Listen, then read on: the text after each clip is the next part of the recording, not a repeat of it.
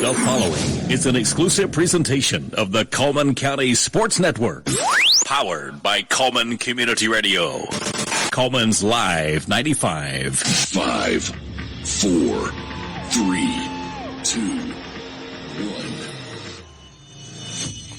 Let's mark out the smell of fresh cut grass, white painted lines, numbers striped on both sides, heat still in the air, but by the time it's all done, it will feel like fall all over again. Welcome back to football season. 2025 kicks off here on the heels of Smith Lake. Friday Night Live is back on a Thursday night, of course, for two intra-county rivals facing off for the first game in Coleman County. Hanceville's in town tonight looking to put things together on the field and get back to their mojo.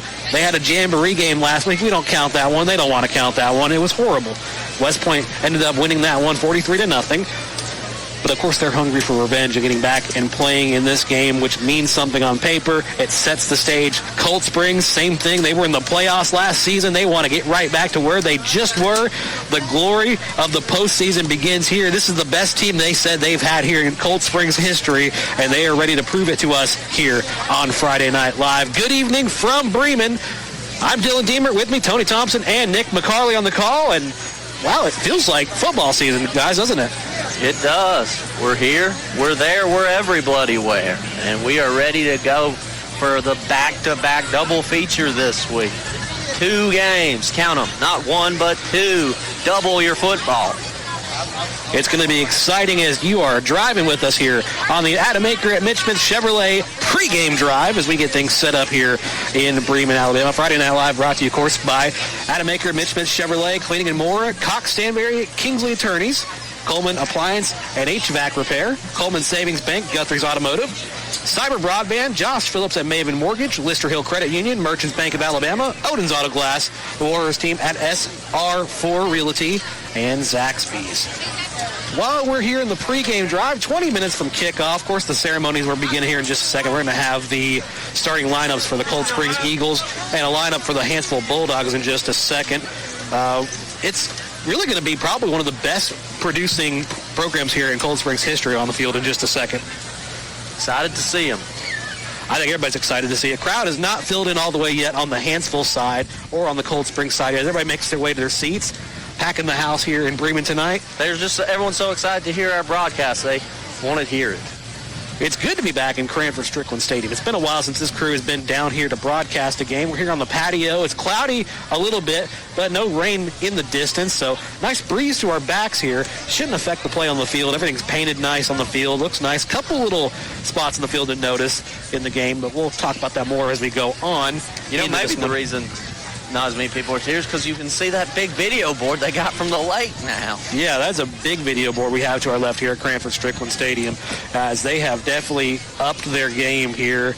And, of course, everybody's in town media-wise. I saw the crew from WKUL in the next booth. Also, the CCBOE is here with their camera crews. This game will be on TV as well, so if you want to watch and listen at the same time, I'm just saying the option's there. But we know you don't want to go anywhere because we got you here in Live 95 Country, and everybody said, "Let's ride." That's right. So as we take our ride here in the Adam Aker Mitch Smith Chevrolet pregame drive, we will talk with some of our friends. We'll talk with the voice of the Good Hope Raiders beside me, Tony Thompson, a little bit about Good Hope and some other things here. So we also get ready for your starting lineups for tonight's game. That's going to be brought to you by Zaxby's. We'll take a quick break. We'll be back in just a moment here on the Coleman County Sports Network. Are you tired of the hassle and confusion when it comes to buying a car? Well, we've got fantastic news for you.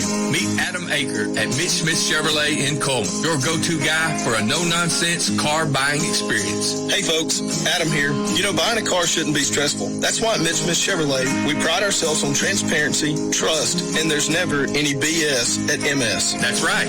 Adam Aker and the Mitch Smith Chevrolet team are changing the game. I live and breathe Coleman, just like you. So when you step into our showroom, You can trust. Locally owned, family run, and proud to serve Coleman and North Alabama for over 40 years. Odin's Auto Glass, where safety meets service. You can call 256-734-2800 or stop by their location on Highway 31 North in Coleman. Odin's Auto Glass, we'll see you through it. Proud sponsors of the Coleman County Sports Network.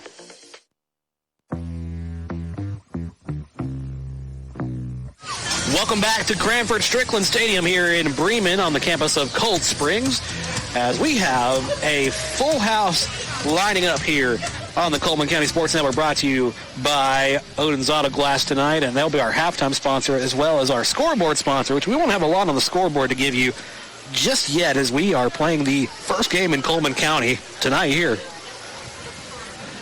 Well, as we get ready to start things off here, let's talk about our starting lineup, actually, as we have this right here from our friends at Zaxby's. Of course, Zaxby's, tonight's starting lineup is sponsored by Zaxby's. Absolutely craveable, daringly zesty, made-to-order chicken fingers, wings, and more. This is going to be good. You can order ahead at Zaxby's.com or use the app. Zaxby's with 2 locations in Coleman, Cherokee Avenue, and on Highway 157. The thing about Zaxby's gets me tripped up. Zaxby's. Good food. So do you have a starting lineup here for Cold Springs? Quarterback will be Aiden Black, number 0. He is a senior, listed as a dual threat, good speed and good arm. These are notes came from Coach, of course. We're going to see tonight. He's going to talk his guys up for sure. Hey, I don't blame him at all. Listed at the first running back position, number 5 is Cason Alexander. He's a junior, great speed, great vision. Number 2 in the running back depth chart is Tyson Kilgo, number 2. He's a senior, more of a between the tackles back is what Coach says. At the WB position will be Cooper Johnson, number 3, a sophomore. He's a power back is what Coach will say. The slot receiver, number 4, is going to be Ethan Day, a junior. Very explosive, so look out for that. Very. At wideout, number 1 is Eli Vos, a sophomore. He's a route runner, great hands, and a position receiver. At tight end, number 6, Braden Hallman, a junior, 6'7", big target, great blocker as well. Throw him the ball, maybe, up high. We're also going to see on the line, number 79, Bailey Gann, a junior. He's a 3-year starter. 55, Will Jackson, a guard, senior. Fullback playing guard. 53 is Bennett Phillips, a senior, 3-year starter, as well as Trey Bailey, number 72. He's a senior, been on the team for 4 years, started 4 years. And 56 will be Jonah Davis, a senior. He's a 3-year starter as well. Some notes Coach said from offense was we have transitioned from more of a shotgun look this season. We will be running a gun tee offense. This offense keeps a lot of the same principles we ran in the past with the wing tee, but it gives us the ability to hopefully be more explosive on the offensive side and take advantage of our skilled players, which those skills being more speed than we have had in the years past, an opportunity to be explosive. They've got a veteran group on the O-line, so they're going to protect that quarterback. They're big and strong, and they have the ability to hopefully take over the game up front. Some notes about defense as well, as they will run a 3-4 defense. They'll rotate a lot of defensive linemen. We have 5 guys who will rotate in the secondary depending on the situation. Of course, these notes coming from Coach Vos himself. So starting at DB will be Aiden Black as well, the quarterback. He's going to play on the other side there, as well as Eli Vos, Cason Alexander, Ethan Day, number 4, Tyson Kilgo, as well as Titus Light, number 24, Cooper Johnson, Will Jackson, Braden Hallman, Coy Thomas, Eli Moore, Bailey Gann, Trey Bailey, and Bryant Davis to round out the defense. Of course, we do have a really good, this is great paper. This lineup is given to us on, Tony. Laminated. Yeah, no, that's a thick piece of paper right there. I don't know what kind of tree they cut that from. I don't know either, but that feels good. That's fine paper. We do have a lineup for Hanceville. We don't have a starter lineup for Hanceville, but we'll just give you everybody that we have listed. So it looks like at their quarterback position, I have seen number 2, Hunter Black. We have number 3, Irvin Mikado. Number 4 is Nick Davis.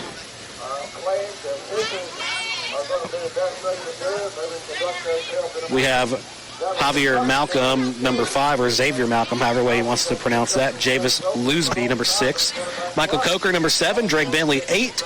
Landon Alexander, 11. Ezra Pruitt, 13. Avery Carnathan, 14. Vander Sellers, 15. Rhett Barnett, 16.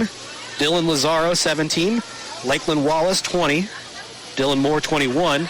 Christian Muniz, 26. Riley Woods, 27. Jax Diffie, 44.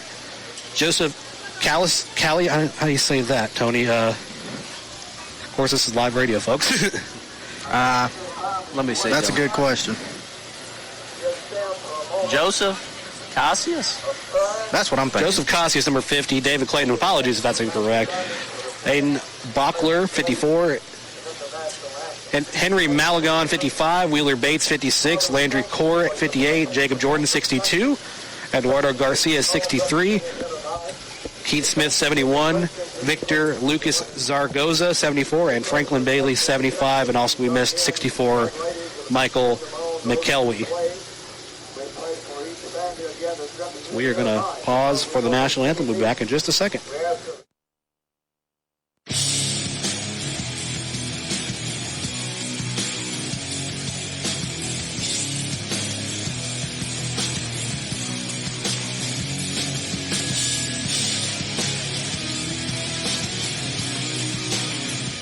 Plus One Heating and Air, we believe in more than just fixing your HVAC system. Our team of skilled technicians is dedicated to providing top-notch service with a smile. Whether it's installation, repairs, or maintenance, you can trust Plus One Heating and Air to get the job done right the first time. I've never experienced service like this before. Plus One Heating and Air not only fixed my heating system promptly, they also ensured everything was running smoothly. They truly care about their customers. So when you're in need of heating and air services, remember the company that's willing to walk that extra mile for you. Plus One Heating and Air, where trust meets exceptional service. Hey, Coleman fans, when it's game time, it's pizza time, and nobody brings the flavor like Pasquale's Pizza, a Coleman tradition with the original recipe since 1968. We're talking fresh, made from scratch dough, zesty signature sauce, and a mountain of melty cheese. Still made with the same recipe you've loved for over 55 years. You can dine in or carry out and taste the hometown tradition that's been winning since day one. Pasquale's Pizza, a Coleman tradition, and still making it the way we used to, because that's how Coleman likes it. In today's world, broadband internet is an absolute necessity. Unfortunately, the large cable and phone companies only provide broadband internet where it's profitable for them. For the rest of us, there's Cyber Broadband. Providing internet service since 2004, Cyber utilizes a small radio antenna to deliver broadband where cable and DSL don't go. You can join the 21st century today with Cyber Broadband, supporting streaming, VPN access, and everything else you've been wanting to do with that slow internet connection. It's Cyber Broadband for the win. They can be found online at cyberbroadband.net or look them up on Facebook. When it comes to securing a home loan, you want someone who knows the ropes and can guide you every step of the way. That's where Josh Phillips of Maven Mortgage comes in. I'm Josh Phillips with Maven Mortgage Group. You can reach me at 256-338-2920. And whether it's your first time buying a home or your fifth time, we'd love the opportunity to serve you and your family in all your home financing needs. Josh Phillips and Maven Mortgage. Their name says it all. Experience you can trust, knowledge that works for you. With one phone call, you can take the next step toward your dream home with Josh Phillips of Maven Mortgage. Your home, your future. Josh Phillips at Maven Mortgage. 256-338-2920. 256-338-2920. NMLS number 338177.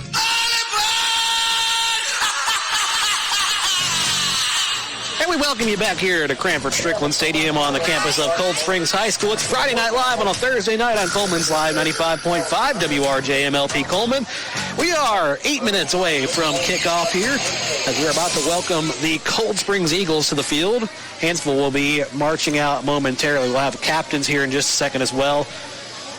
Kind of a different setup for this press box. Most press boxes at most schools are usually on the 50 to 45 yard line, and sometimes they're on the 30. We're on the opposing 35, so we still have another 65 yards going that way, which makes a great view for where we're at. Yeah, it does. Yes, it does. We'll be able to see the whole field from here. Yeah, sometimes I realized last year we get in the box and you're just like, you can't even see one end zone. It's like you're having to stick your head out the window and hope nobody can hear you, hear the breeze or someone cussing down below you. Yeah, and we can't, of course, count for that if someone's cussing below. Yeah. We apologize for We don't condone such behavior. No, not at all. Not at all. We run a clean, family-friendly program here on Live 95. So during the halftime show, we're also going to preview some Fairview football. Again, I said we'd talk with Tony about Good Hope, but of course he wants to talk about this game first because, I mean, there are some Good Hope connections into this one. One being the quarterback who's starting for Cold Springs, obviously. Yeah, Aiden Black moved here last year, his junior year, and honestly was the best option for him. He's making a name for himself down here, which is I'm glad because he's a really good kid. Comes from a good family. His dad is actually one of the assistant coaches at Cold Springs, and grew up around him all my life. I graduated with his brother, so he's honestly one of the best kids I know, and I'm just glad to see him out there playing. He will be one of the captains as well as number 55, is Will Jackson. Also going to be captain, number 72, Trey Bailey, and 53 will be Bennett Phillips for the Hanceville Bulldogs. We know Hunter Black. Hunter Black for sure is out there. 56 is out there. That's going to be Wheeler Bates. 17 is out there. That's going to be Dylan Lazaro. And the other one on the left side we're going to see in just a second as he's shaking hands. That's number 8. That will be Drake Bentley. They shake hands. Officials are lining up with the coin, presenting the coin to both Hunter and Aiden Black, respectively. You think they got a special coin, or you think they got just a quarter out there? Probably a quarter. I'd hope it'd be a half dollar. I was going to say maybe a $half. I have a $half for that reason. Very same reason. What about a Buffalo nickel? Hey, that's a rare one. I've always thought that because, in college, they come out there and they're like, we got this special coin here. It's got your color on this side and your color on that side. This presents heads. And the toss has been decided. We have a decision on the field.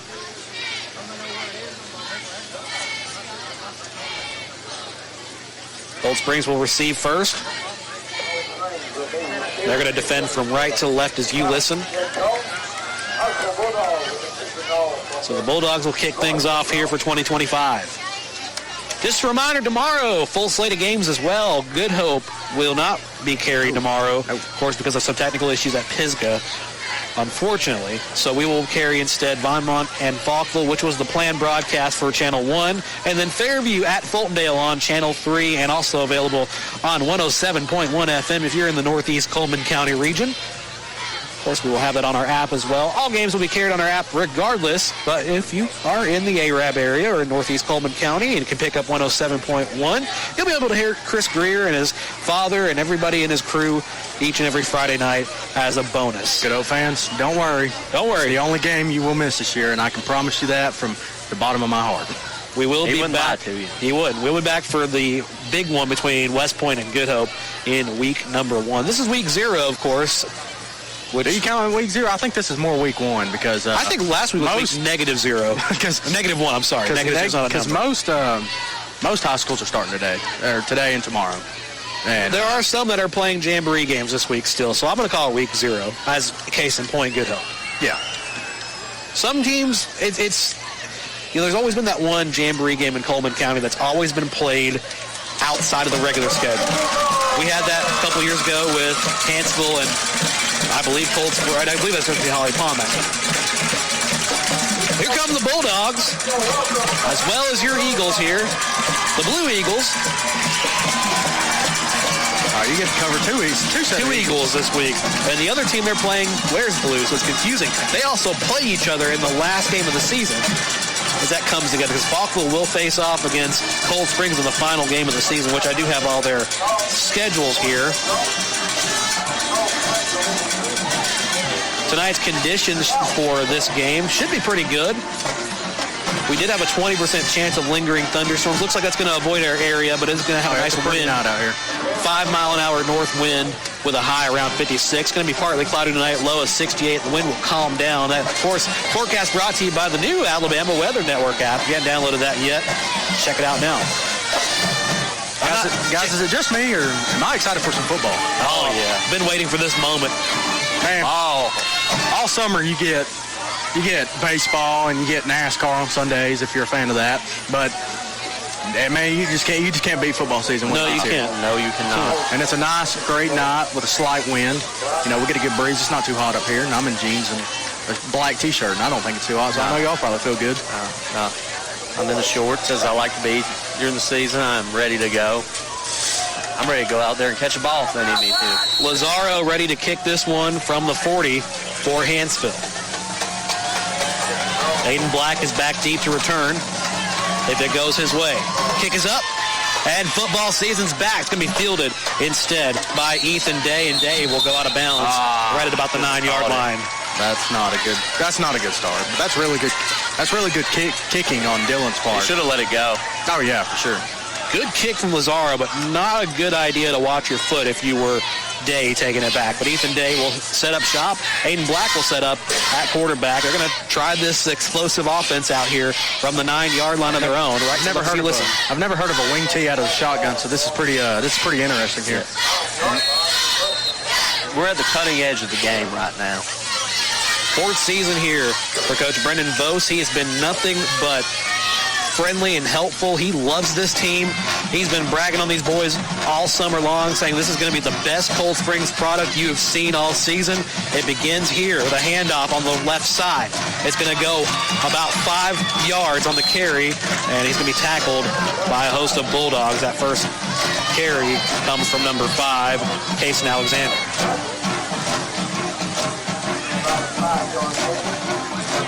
So that makes it 2nd down and 5 now from the 19. Or excuse me, the 14.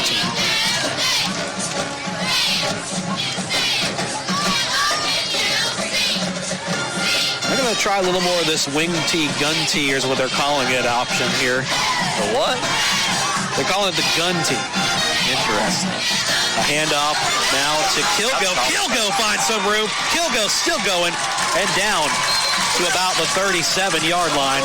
That sets up a big Josh Phillips at Maven Mortgage first down for your Cold Springs Eagles.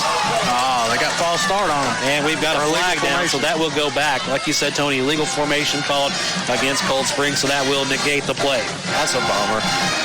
You have a big play like that, have to walk all the way back. And Loosby's pointing at something on the Hanceville side, and I don't know if he was just letting the official know something, but it looked like the officials weren't on the same page for that, because the 2 officials down here still had the ball spotted.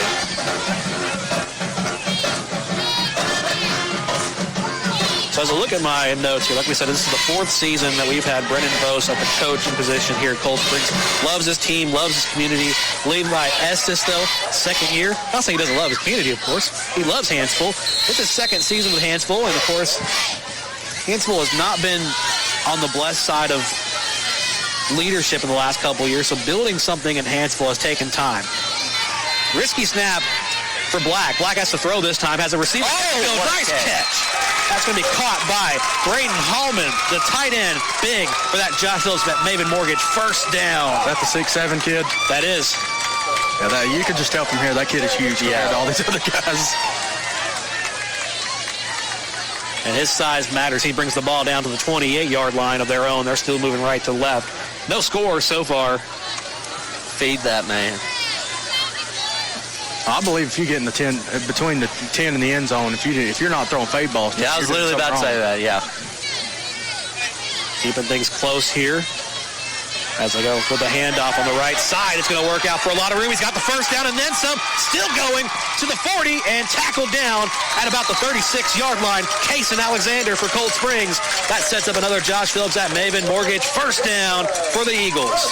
Cold Springs is looking strong and looking fast early.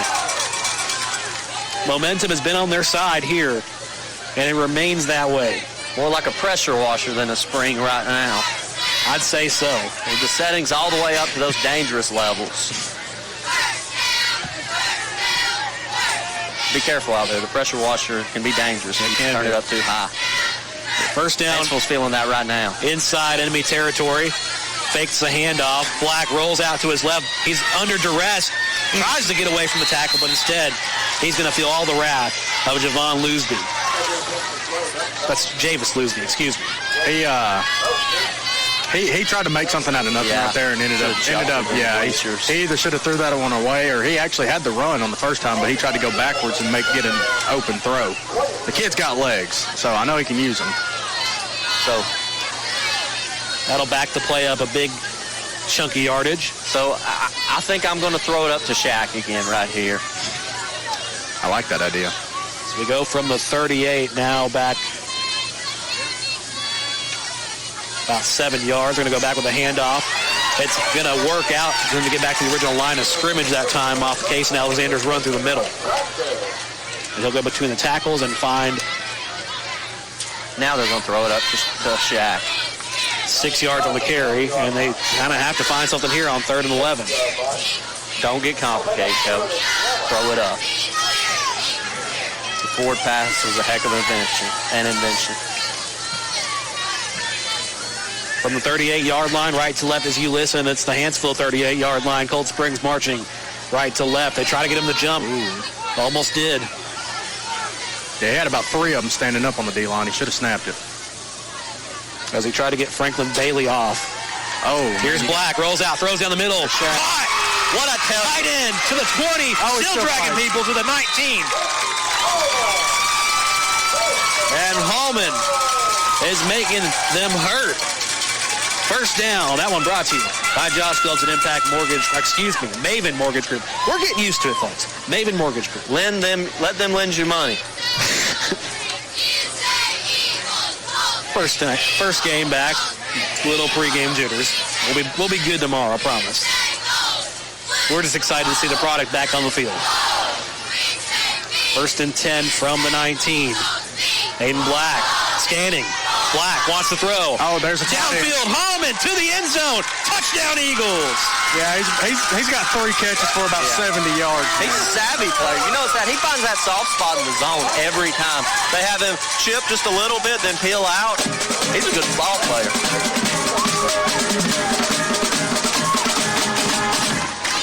And the first 6 points of the season belong to the Cold Springs Eagles. It looks like they're going to go for 2 here. This is more of the wing tee that I was thinking of when they. Yeah, I was going to say, I didn't see much wing tee in that. This is what more looks like it. This actually looks more like a pistol to me. And it's going to be good for 2 up the middle. Your score, 7-0. We'll take a quick break. We'll be back with more in just a second on the Coleman County Sports Network.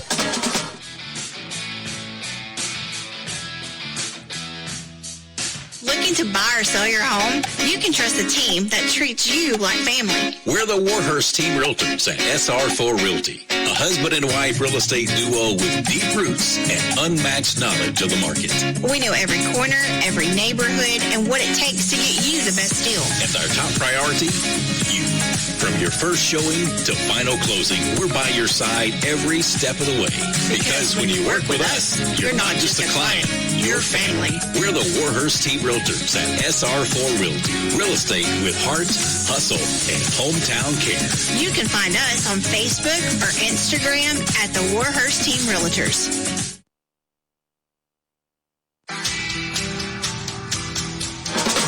Welcome back to Cold Springs as we sit here 8-0, and that extra point we're going to rub the middle. That was brought to you by Cox, Stanberry, and Kingsley Attorneys, as we're proud to bring you football on a Thursday night here in Coleman County on the Coleman County Sports Network, brought to you by Odin's Auto Glass. Look, this kid does it all. Now he's kicking the ball for him. You know, let's let him play quarterback. I just got a call from the committee, and they said Hallman is easily the leader in the clubhouse early for the Kyle Pankey Memorial Metaphorical Scrap Iron MVP trophy.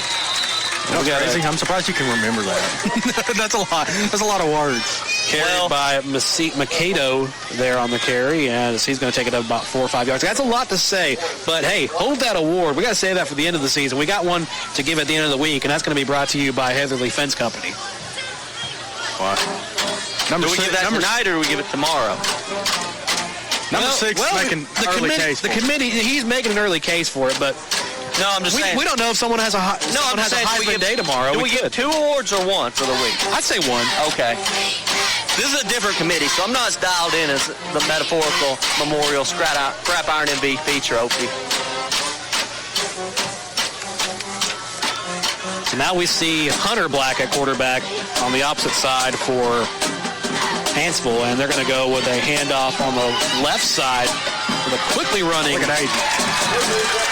That was a quickly running. I thought he might have an opening on that end around, but they closed. That's how you play your angles right there.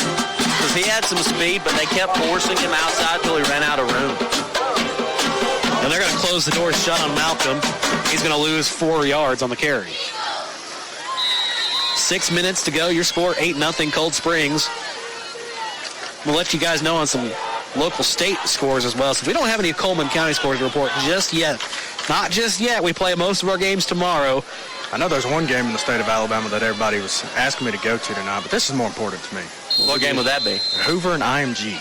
Ooh. We'll give you some updates on the course scores across the state on our Odin's Auto Glass big glass scoreboard as they're going to fake the throw and give it to Loosby up the middle. Loosby's not going to go anywhere with it. They look like they ran into a wall of Odin's Auto Glass right there. Indestructible. And it didn't shatter. No. Cold Springs defensive line looked like a fine piece of Odin's Auto Glass. Bend but don't break. Or chip. Oh. Somebody's got to come out of the game because, buddy, you got to have your pads below your knees. Yeah, it's going to be number 8. That's Bryant Davis for Cold Springs. Got to get his pads fixed. He'll have to sit out this play. Didn't see who they subbed him in for, but I believe it's going to be Cooper Johnson. Oh, they're bringing a blitz. And they're going to blitz him. That's going to be all pressure on Black to throw downfield, incomplete. That out's a tough throw to make. Intended that one for Carnathan. And this will set up 4th and long, and they're going to have to just... That was a good play call by the defense coordinator for Cold Springs. 3rd and long. They blitzed the right way. Oh, yeah, and their DBs played exactly how they needed to play. Of course, I'd like to remind you our first game of the season brought to you by Adam Aker at Mitch Smith Chevrolet, Cleaning and More Coleman, Cox Stansberry and Kingsley Attorneys, Coleman Appliance and HVAC Repair, Guthrie's Automotive Service, Coleman Savings Bank, Cyber Broadband, Josh Phillips at Maven Mortgage Group, Lister Hill Credit Union, Merchants Bank of Alabama, Odin's Auto Glass, the Warriors team at SR4 Realty, and Zaxby. The quarterback duels as the punter. He's going to kick off to Black, and he's going to be tripped up by the turf monster. He had a chance. There's a little bit of a lay hit right there. And they're not going to get him with that one. But we'll let that one slide. All right. Officials timeout. And they're going to have a lot of those heat timeouts, as they have mentioned. Yeah, it's still a little warm out here, guys. Because our broadcast is on fire. Yes. We did mention we're going to have some scores from around Coleman County. We got to get those for you. Is there anybody else from Coleman playing tonight? You may be wondering, what's the score? The new Hit podcast returned to the airwaves this Saturday. It's coming back Saturday, that's right. Yes, back and better than ever. There's no 2-minute warning in high school football, but there is a 2-minute warning podcast. Listen to it on Spotify. All this good content. No. It's in the same network. Go for it. So like you mentioned. KPN Network. Yeah. Or is it just KPN? KPC. So tonight we do have a game between Muscle Shoals and Gadsden City. That was in the first quarter, no score there. Pike Road, Prattville, first quarter, no score there. American Christian leads Tuscaloosa Academy 7-0. Lexington, Lauderdale County, 0. Spring Garden, Sandrock, 0. Albertville, Arab, 0. North Sand Mountain, 6. Woodville, 0. No score, Oakman, Cordova. No score, Flomation, Clark County. No score, SJP 2. St. John Paul II. And Elkmont, no score there. Holtville and Trinity Presbyterian, no score. Hayden Black downfield. Oh, what a catch. Unbelievable. You got Moss. Eli Vos. Randy Moss moves on there as the quarterback was getting laid into when he threw that. These Cold Springs boys catch the football. Hey, these boys will be hard to stop this year. Yeah. They look good right now. Their senior leader. Big downfield play for the Josh Phillips Maven Mortgage first down, and we're going to have a good tackle on the Hanceville side as they're going to get the handoff to Ethan Day. Also just saw another score. It may mean something to some of our 3A listeners. Geraldine leading Sardis 7-0 in the Stop the Violence game going on in Birmingham tonight. Parker and Ramsey scoreless. Give Peace a chance. And also Moody, if you're a fan of Moody, they're trailing Gainesville of Georgia, the Red Elephants, 21-0. Red Elephants. Why does that sound familiar? Team out of Georgia, mind you, with the Georgia G logo. Wonder if they ever got to play in Bryant-Denny East. Handoff up the middle. It's good for a chunk there as he'll be down to the 25. And they'll give that right back to Tyson Kilgo. This Cold Springs offense looks really good right now. Yeah, they're sharp. Coach was not playing around with us when he said they had a good squad. Not at all. 4 minutes, 44 seconds, first quarter. Your score 8-0 here in this Thursday night kickoff game. Has been incredible so far, and like we said, Coach was not lying at all. This team has been sharp and has been the best product in Cold Springs history. They've got a lot to conquer, though. This region is not necessarily a walk in the park. We'll talk a little bit about that again here as we have another handoff up the right side. Ethan Day again. Day with a good carry. on the right side. Let's see where they're going to spot him here. One thing I'm noticing about Cold Springs is they're definitely well conditioned because most of your guys are playing both sides of the ball. Yep. And on offense, you're having these chunk plays, and they're wanting to get on the ball quick. So that's a good look for their coach, who's honestly one of the nicest guys I've ever talked to in my life. Absolutely. It's going to be 2nd and 1, as it was a 9-yard carry from Ethan Day. Knocking down the door again. Cold Springs has been sharp here. He'll go to the left of Aiden Black. Day is in motion on the right side. Fakes the snap, throws downfield. It's caught. Touchdown Eagles. How do you beat the slant? How do you win with the slant? Back off man-to-man coverage. You run the slant every time. Spam it. Boom.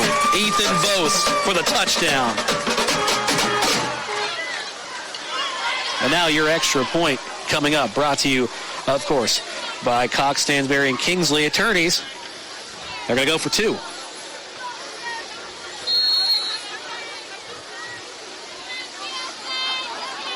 They're going to get the lineup set here. Coming in,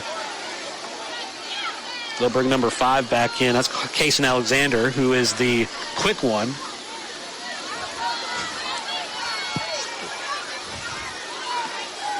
What time is it, Tony? It's tiffy time. Actually, Alexander. it's 2-point conversion time. Yes, sir. Alexander in for 2. That's good. Cold Springs will take a big lead here. And it has been all Eagles here in this first quarter. Up by 2 scores. There it is, 16-0. It is 16-0. If you wanted to know what the score was, it's 16-0. What's the score?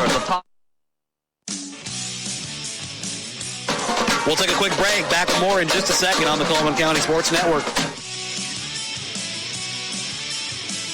You know, we have one of the coolest places right here in Coleman. It's Cleaning and More Coleman on County Road 437. Cleaning and More Coleman has reliable and professional residential and commercial cleaning services tailored to your needs. And I know because we use Cleaning and More Coleman at the Warhurst Team Realtors for our buyers and sellers. Cleaning and More Coleman is more than just cleaning supplies. They have janitorial supplies like trash can liners of all sizes, cleaning supplies, mops, brooms, paper towels, they have it all. Plus concession stand and restaurant supplies like cups, cutleries, plates, to-go containers, bags, straws, nacho trays, even popcorn bags. Cleaning and More Coleman has it all.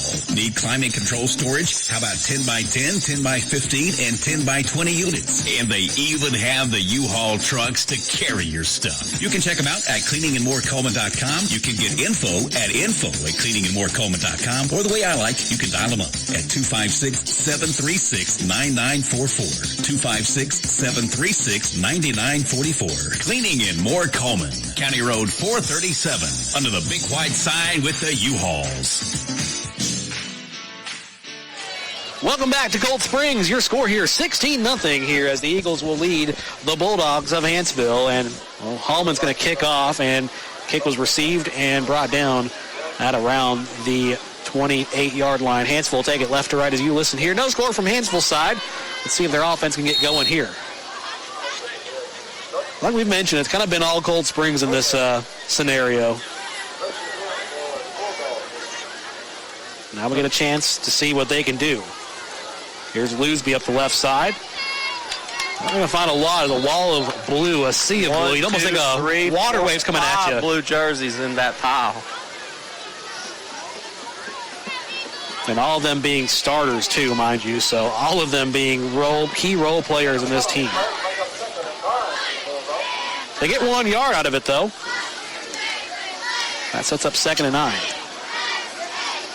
We mentioned some things about the region not being really a walk in the park for Cold Springs. They don't travel until they play Susan Moore, who is a recent addition to their region, as Susan Moore has fallen down to 2A. Black will have to call his own number this time. Wants to go back and throw. He has not passed the line of scrimmage. Now he has, and he's going to go down. And it's going to be no loss, no gain. Maybe a half a yard, like you said.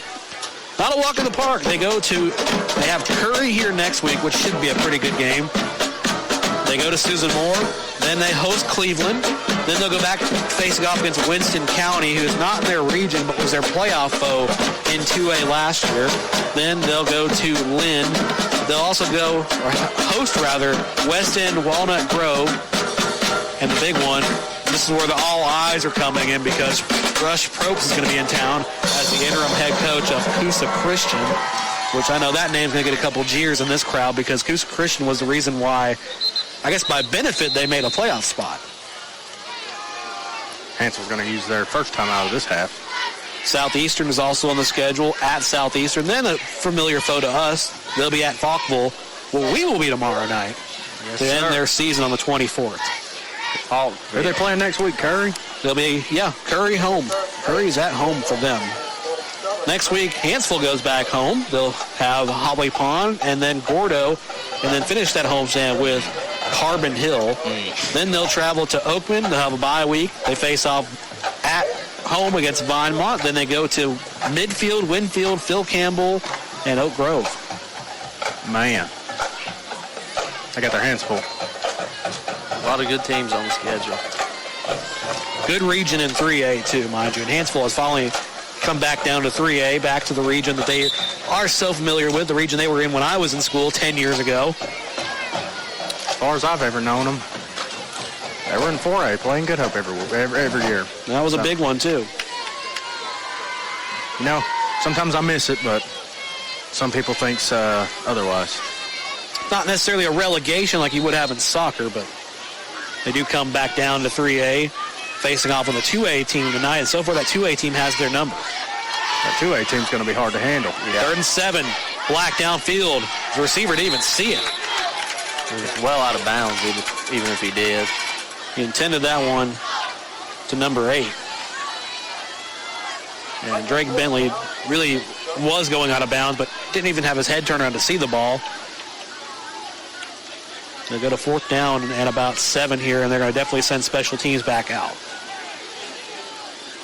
Which, of course, will just be the quarterback going back further as he duels both as the punter and the quarterback. Of course, you see that a lot in these smaller schools.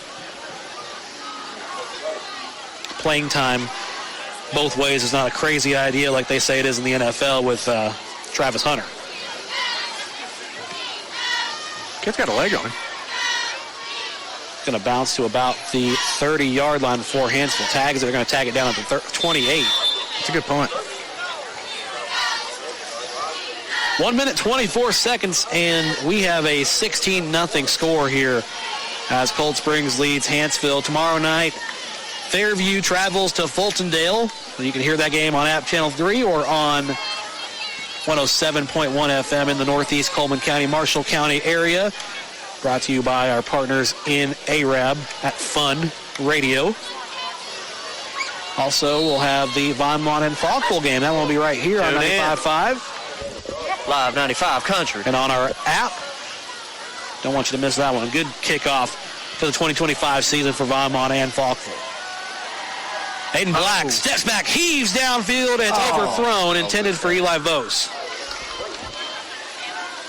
I felt like he gave up on that a little too early. I felt like he could have got there. It would have been a stretch, but I think you may be right.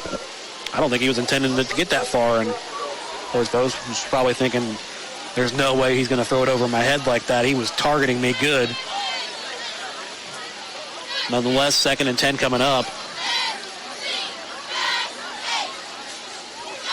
This ain't a jamboree game, but they're going to play it like it.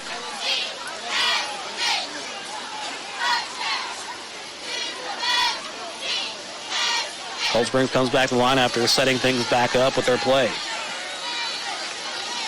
2 minutes on the play clock. They got to snap it. They got to snap it. Did they call a timeout? Yeah. They did. Coach Vose was heads up on that one. As I look over, the play clock's dwindling down to 2 seconds, and Cold Springs is not changing anything. They didn't lose any time on the clock either.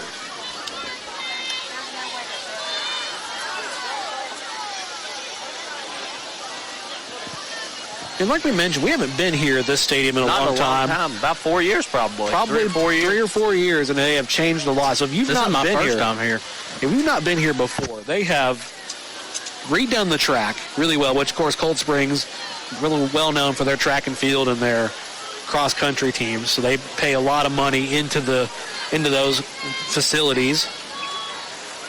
Speaking of facilities, have you seen West Point's new facility? I've seen that. It's That beautiful. is crazy.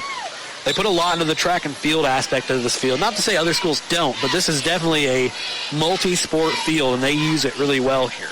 We're also talking about I think back-to-back state champion cross-country team. Yes. So They've won it a lot. They've recently redone their gymnasium, and they've done a lot of work to Cranford Strickland Stadium. Nice video board that you don't see at most other schools. They've changed a lot of things here. The field is in great shape, as it's a carry up the middle for Cold Springs, netting about 6 yards on the carry.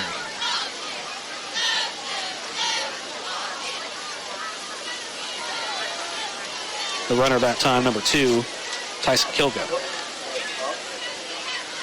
Kilgo's going to check out. Think they air it out here? I think so. 3rd down, 50 seconds on the clock in the first quarter. They lead 16-0. Why not? if it's me, I'm finding 6. And I'm throwing it to him. Throw it up. I want to watch one on the top side. Watch Eli Vos on the top, on the far side of the field. They're going, nope, read option. Good play. Black keeps it. First down, and then some. He's going to step out of bounds. It rumbles to about 44. Rumble. 1st and 10 Eagles. That one brought to you by Josh Phillips at Maven Mortgage. And 24 seconds first quarter, 16-0, and they are just churning up offensive yards like crazy. I'm sure they'll let the quarter run out right here. No reason to risk a first down play. You're up 16-0. Of course, the heat is the story of these games. A couple years ago, we had games that it was too hot to play till about this time. That's not the case tonight. The sun's setting here. It feels great, but they're obviously going to take it easy. First game of the season, first couple games of the season, you always use heat timeouts and things like that. They want to take it easy here. They're going to take their time and let time expire. 16-0 your score here as we go into break. We'll be back in just a moment on the Coleman County Sports Network, brought to you by Odin's Auto Glass.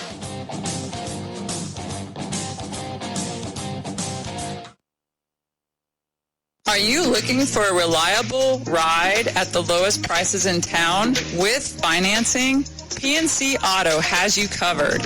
Finance options for all credit types, good, bad, or ugly. Plus, a free vehicle report is available for each listing. You can get pre-qualified today online at mypcauto.com. And they offer a free 90-day powertrain warranty or free maintenance for a year. No, we're not kidding. Chad Johnson and Paul Carpenter are ready to help you drive away happy today. Chad is available at 256-493-2491, or Paul can be reached at 256-339-9932. PNC Auto on Highway 278 just past the Methodist Church, or online at mypcauto.com. Live 95 is brought to you in part by Merchants Bank of Alabama, a division of South Point, now with several locations across the state, but still located in the heart of Coleman County. They are a proud sponsor of Coleman Community Radio on Live 95. Merchants Bank of Alabama, a division of South Point, equal housing lender, member FDIC.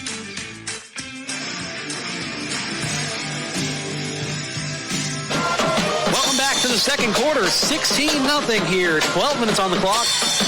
As we get back to football, Cold Springs still has the ball. It's going to be 1st and 10 as they move left to right now as you listen here. Need to get to the 38 to gain.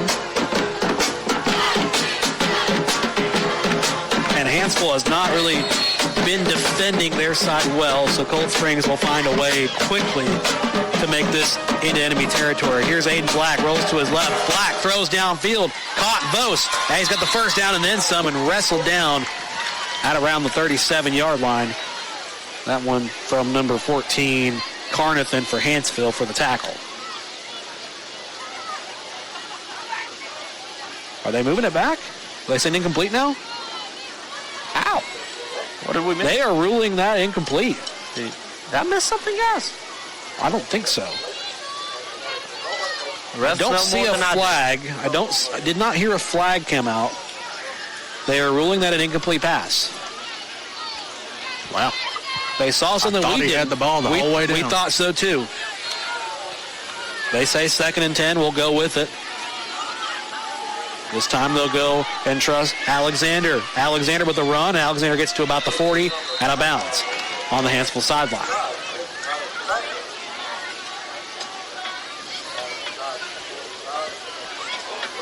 And they're going to mark him now down at the 41 instead. They're going to say he got out early. Nonetheless, it will be a 7-yard carry and sets up 3rd and 3.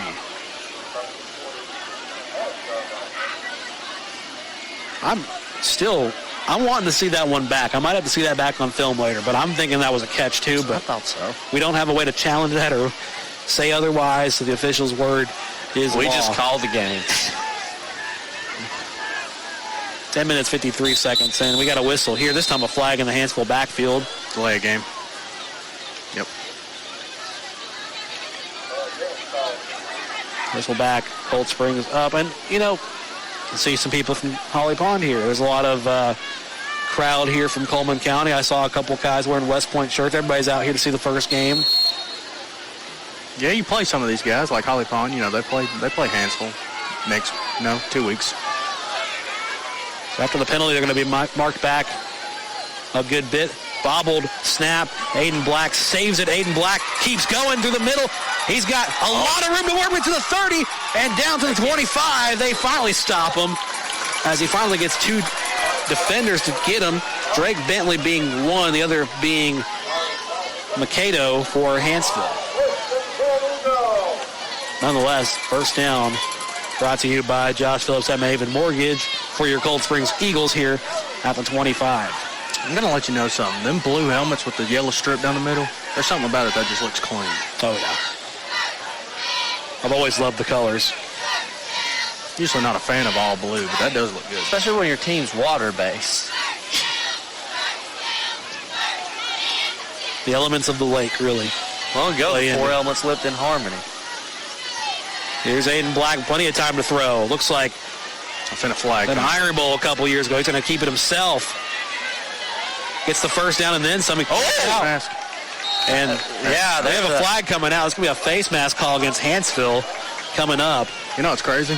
The referee that was closest to that didn't even throw his flag. Yep. We have 2 flags down.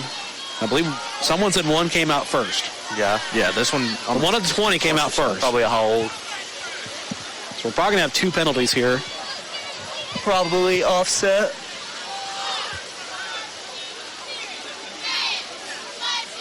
Officials are making their way back to each other to talk it out.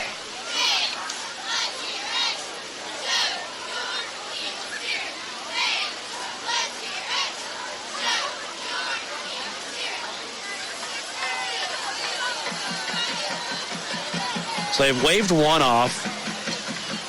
There was a holding on the defense, which Cold Springs declined, meaning they'll keep their position downfield. It's 1st and goal. So they waved the face mask. That's the one they had to have waved. Had to. Because it should have been half the distance to the goal. And we've got a timeout here. We've got a timeout here. Let's analyze that one a little bit more. So, well, they're inside of the, because of the positioning, the face mask might have lent you less because it's close enough to be half the distance. Interesting little spot in the field. Yeah, so it makes the play decision not necessarily tough. It's just about what pays more in that job. Well, they picked up one of the flags, and then the other one they kept for holding. And that was on the How did they not call that face mask? Yeah, that's what I'm saying. And they declined the holding because the holding would have just been a 10-yard penalty when you gain 30. So I guess they liked the position the quarterback had, so they went with that. Nonetheless, they said, you know what? You're up 16, and it doesn't look good for Hanceville. Just take your spot and go. There you go. Well, nonetheless, it sets up Josh Phillips at Maven Mortgage. 1st down for Cold Springs.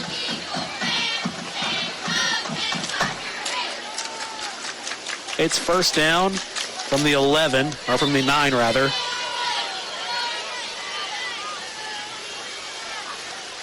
And they're still talking with Coach Estes. Now they're finally breaking. He's got another question for the official. The official now turns around and goes back to him. still wanting clarification. Coach Bose is kind of coming out to the 20 and kind of wondering why we're not playing football right now.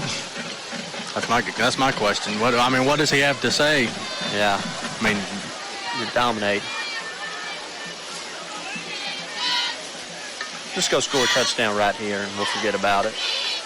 We come back to football now. First and goal at the 9-yard line. Left to right as you listen. Cold Springs leads 16-0 with 9:50 to go in the half. They go with easy run the middle into the end zone. Touchdown Eagles. Cooper Johnson. Like I said, we'll forget about it all. Score a touchdown right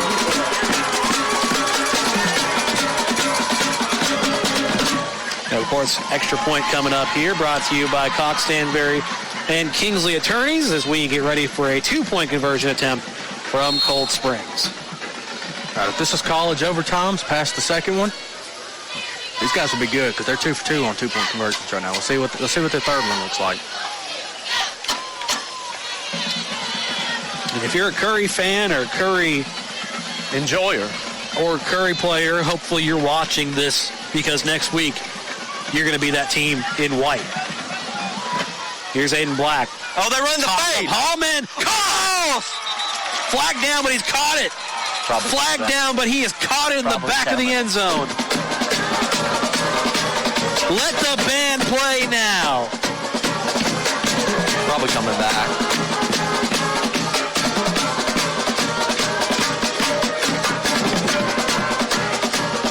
It will be against the offense. We will retry the attempt. On the offense.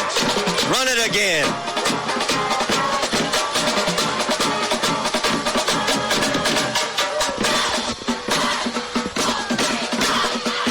As they had dialed up Hallman in the back right corner. He's still out. I wouldn't imagine that they wouldn't call his number again. Well, instead of 2 yards, now you got to go 17. Just block a little long. Same play.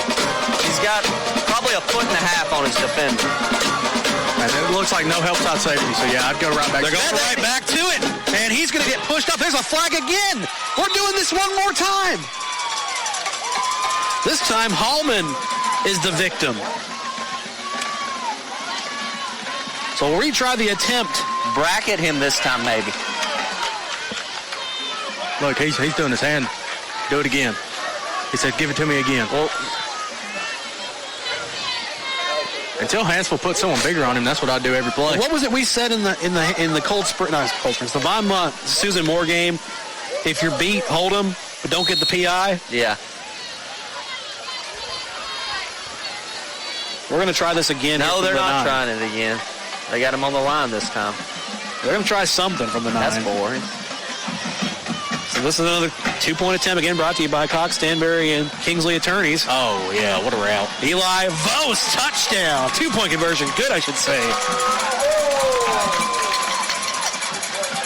Either way, it's been money. No matter which way you ran it, it's been money. Right now, they're technically 4 for 4 on 2-point conversion.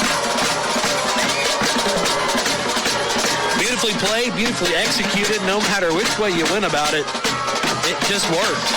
Cold Springs on top of this one as they lead by a wide margin. 9 minutes, 35 seconds here in the second quarter. The Owen Douglas halftime show coming up at you in about 10 minutes. As we'll dissect this one, talk about tomorrow's slate, and also more about the Alabama scoreboard, as we do have a slate of games tomorrow to talk about as well.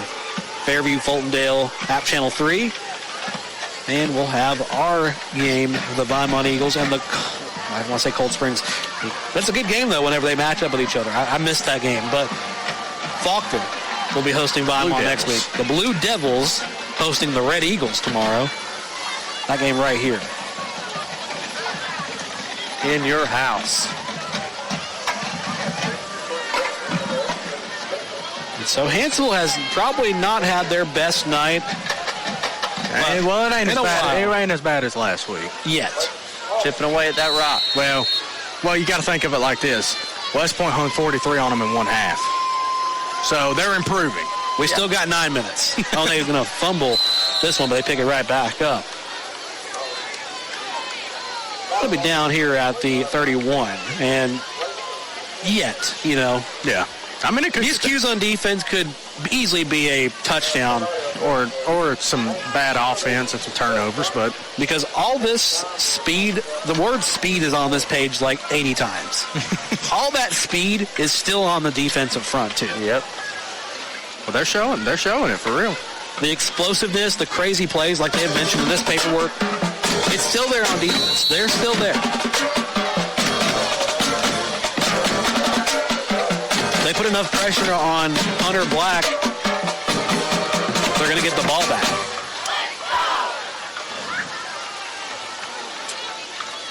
First and 10, Hanceville.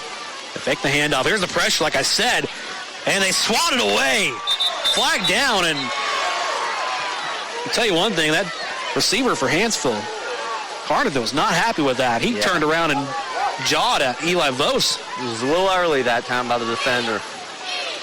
And that was swatted down by Titus Light for Cold Springs. Official picks his flag back up. There's no word if he's going to, what they're going to call, if they're waving it or what. He's getting the ball back to the other line judge. Now they're going to call this a first down play for Hanceville. That's their first, and that one brought to you by Josh Phillips at Maven Mortgage Group. First down for Hanceville by way of penalty, as they'll slap a 10-yard penalty on the Cold Springs Eagles. Here comes the pressure again. The ball is down, and it's going to be a big loss. Big move there by the big man, number 73, Eli Morris. He just blows up. Yeah. You know, we haven't mentioned them a lot, but the fronts of both sides for Cold Springs are dominating as well. A lot of seniors on the lines. And they're going to knock Hanceville back to the 40, almost to the 39, actually. Second and long. Screen pass. It's going to be a screen pass on the right side. Pressure coming. He gets away from it, but they're not going to go much further, as a shoestring tackle will bring him down. He saved that play from being big. It's 2 yards from the original line of scrimmage there. It's going to be third and long as we come back to it here.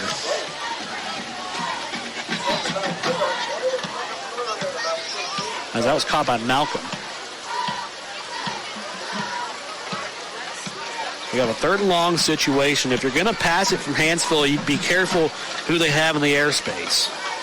I see Aiden Black's come back in. Bose is back in. Titus Lies all in the picture as well. The blitz coming. Effective. Throws it downfield, incomplete. Low pass intended for Drake Bentley. Fourth down and long coming up. Well, I will say this. I wouldn't put this 100% on Hunter Black because it is hard to complete a pass when you've got 6 dudes running right at you. That is true. That is true. He and all. They're going for it here? No, they lined up the punt. Hunter Black will step back to about the 32, awaiting the snap. 8 minutes officially in the half. 24-0, your score. Cold Springs leads. Timeout called. I believe we have a whistle of some sort.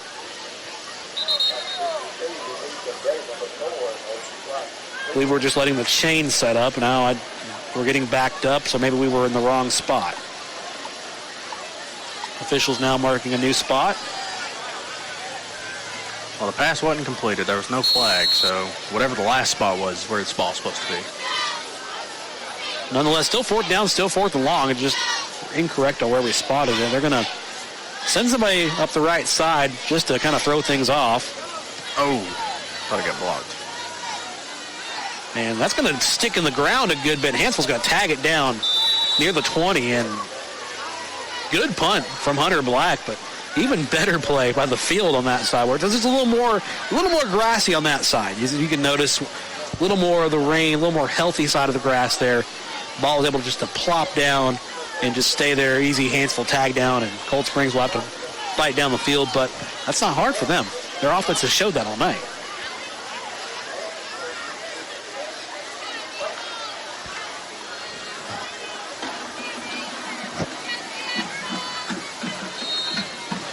So we got first and 10 from about the Hanceville 20. They'll go left to right as you listen here, and you got 7 minutes and 47 seconds till halftime. if you get a big lead, you're probably not going to see these seniors much more. I mean, this is a two-way program, so you might still see them a little bit. But we have a whistle here. It looks like it's going to be a false start called against the offense. I don't imagine if they take a 30-point lead, we're not going to see much of the offense after that, much of the starting offense, I should say. You never know. First game of the year. You definitely want to get your guys as many reps as you can. Because I don't think they played a jamboree game.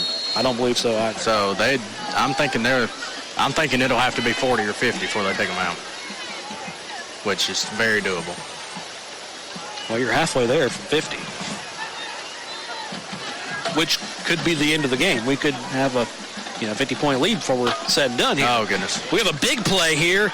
This could go all the way to the house. He is tackled hard. Can't be stopped. Case Alexander just galloped out there, and we're at midfield already. Big pickup, big play for the Josh Phillips Maven Mortgage first down. I really like this Cold Springs offense. I'm loving every second of this. First game of the season, first night the lights are on in this stadium, and you have played a lights-out game. It has been incredible.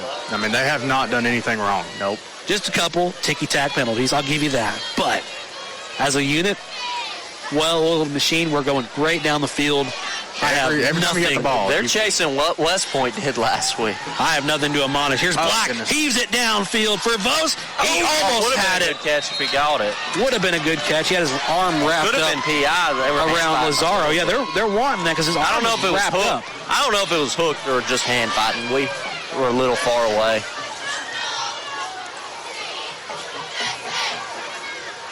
I believe they were just hand. Coach Vos is heated a little bit here. He's got a timeout call. He threw the headset off. Ref told him to calm down. Hey, that's one guy I wouldn't tell to calm down.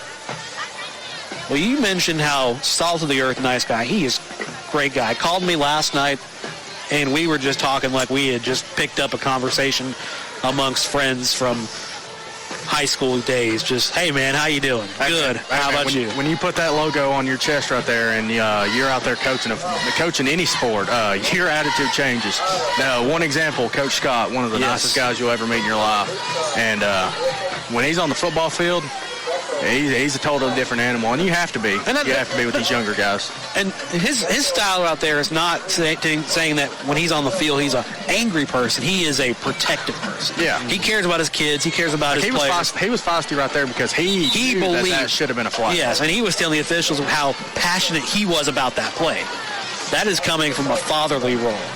Not to mention, I believe he does have a child on this team. Oh, yeah. Which was the one that was hand fighting with that player, the intended receiver. The only thing that got me is, I understand hand fighting, but most receivers don't try to catch a ball with one hand, so something had to be going on with that other hand. If I was Cold Springs, I'd go right back to it, though. 2nd and 10. They're going to go conservative. He's got a convoy. Alexander has a big blocker here. Alexander to the left. Alexander to the 20. He's going to cut and be tripped out down to the 17-yard line. First down, Cold Springs. Brought to you by Josh Phillips at Maven Mortgage. He had escorts on that play. They pulled 2 linemen, and they were both running with him. He had a convoy with him. They were trucking it down field quickly. And the lights are coming on the other end of that convoy. Lights are coming on around the stadium here as the nightfall is here, and the nice green grass is lit up well here in Cold Springs.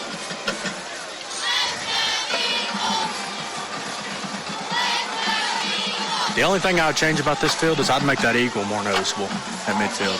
I'd make that about 25 yards bigger. Larger talons, maybe. Whistles here on the first down. Not sure what the indication is. False start, offense. Do eagles have large talons? I'm not an eagle expert. That's a Napoleon Dynamite reference. Oh, okay. I'm sure they do. It's probably one of the biggest birds you'll ever see in your life, so. Tonight's broadcast, of course, is brought to you by the proud folks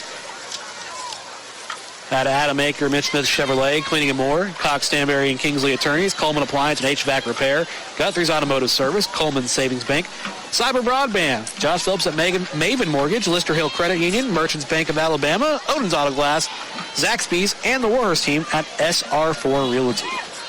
Top-notch sponsors we got this year. Only the finest businesses were accepted. Of course, coming up tonight, we'll have the Odin's Auto Glass halftime show, as well as a check of the Big Glass scoreboard as well. This time, we're doing it all across Alabama because we don't have a whole lot of games in our listening area tonight, except for this one. We love that Big Glass board. We're also going to have a ceremony. Well, we're going to have a nomination tonight for the Heatherly Fence Company Player of the Week. A nomination tonight will happen. Heaves downfield, Black, downfield, caught, touchdown, Eagles. That's going to be Ethan Day for the touchdown. With 6 minutes in the half, we have a new score coming up. We've got a 2-point conversion coming up, brought to you by Cox Stanberry and Kingsley Attorneys. 2-point conversion, Cold Springs coming up. I know we said, the tight end, he might be up for that award or whatever. I'm leaning towards Aiden Black right now. He's playing some good ball. The kid is throwing some footballs out there. And also, this year's sponsor includes Coleman Electric Cooperative, which they keep the lights on. Yeah, we don't want to make them mad. They could take the power off any second out here. Oh, yeah. Of course, their new product, Sprout Fiber Internet's out there. So I don't live in the county. I can't get it. But you don't live in this county. You do. If you're in the dude, it's top tier. I have the lowest. Oh, you're gonna get us. You're gonna shut off. Cyber Broadband's gonna get mad. It's just as fast. It's just. Oh, they're gonna kick an extra point. It's yes, sir. No good. Good effort. Didn't expect that one. We were anticipating the 2-point conversion. Well, they got a little bit of a lead, so they kind of had some room to try it. Didn't work out, but we're happy to see it. It was a fine effort. Nonetheless, scoreboard though? Scoreboard updated here in just a second, as we should be sitting at 30. We should be sitting at 30-0 right now with 5 minutes and 59 seconds to go. We will take a break. We'll be back in just a moment on the Coleman County Sports Network.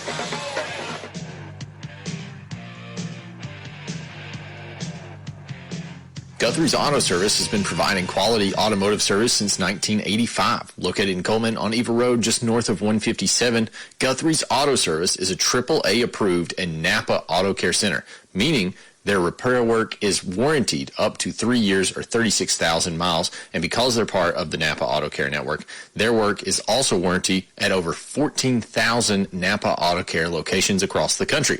Terry Guthrie and his team are award-winning, collecting Napa's Auto Care Center of the Year for the Nashville Distribution Center and a People's Choice Award in 2020. More information is online at Guthrie'sAutoservice.net.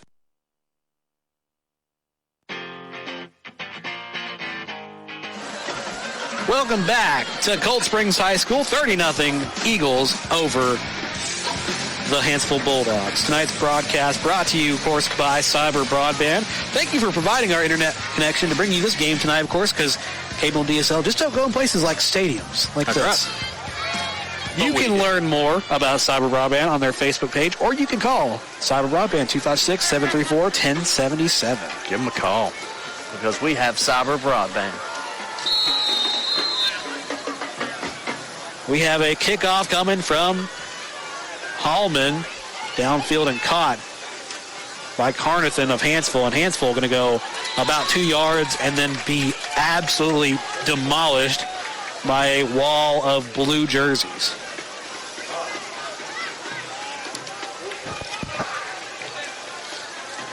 It just feels like tonight, so far with Cold Springs, it's been one of those things where everything has just worked out. Offense, defense, they have not given up a whole lot of yards. Only gave up 10 in that penalty. That's probably the most significant they've given up so far.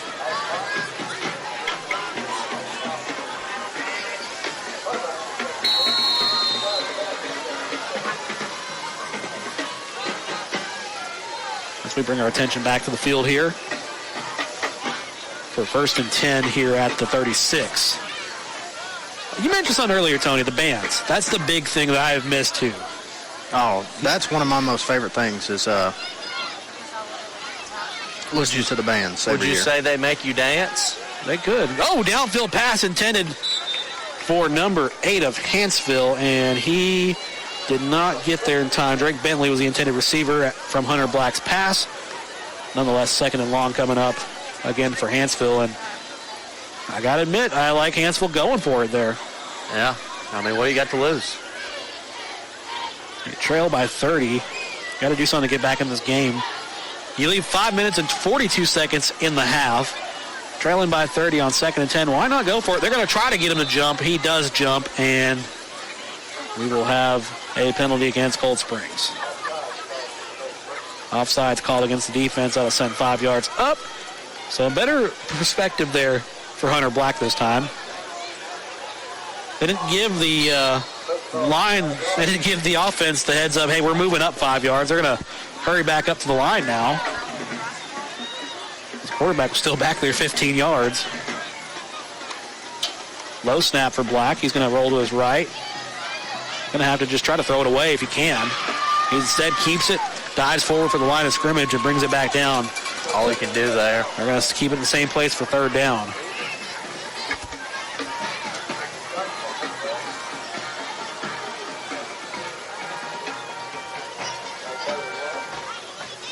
So from the 40-yard line, we go right to left as you listen here.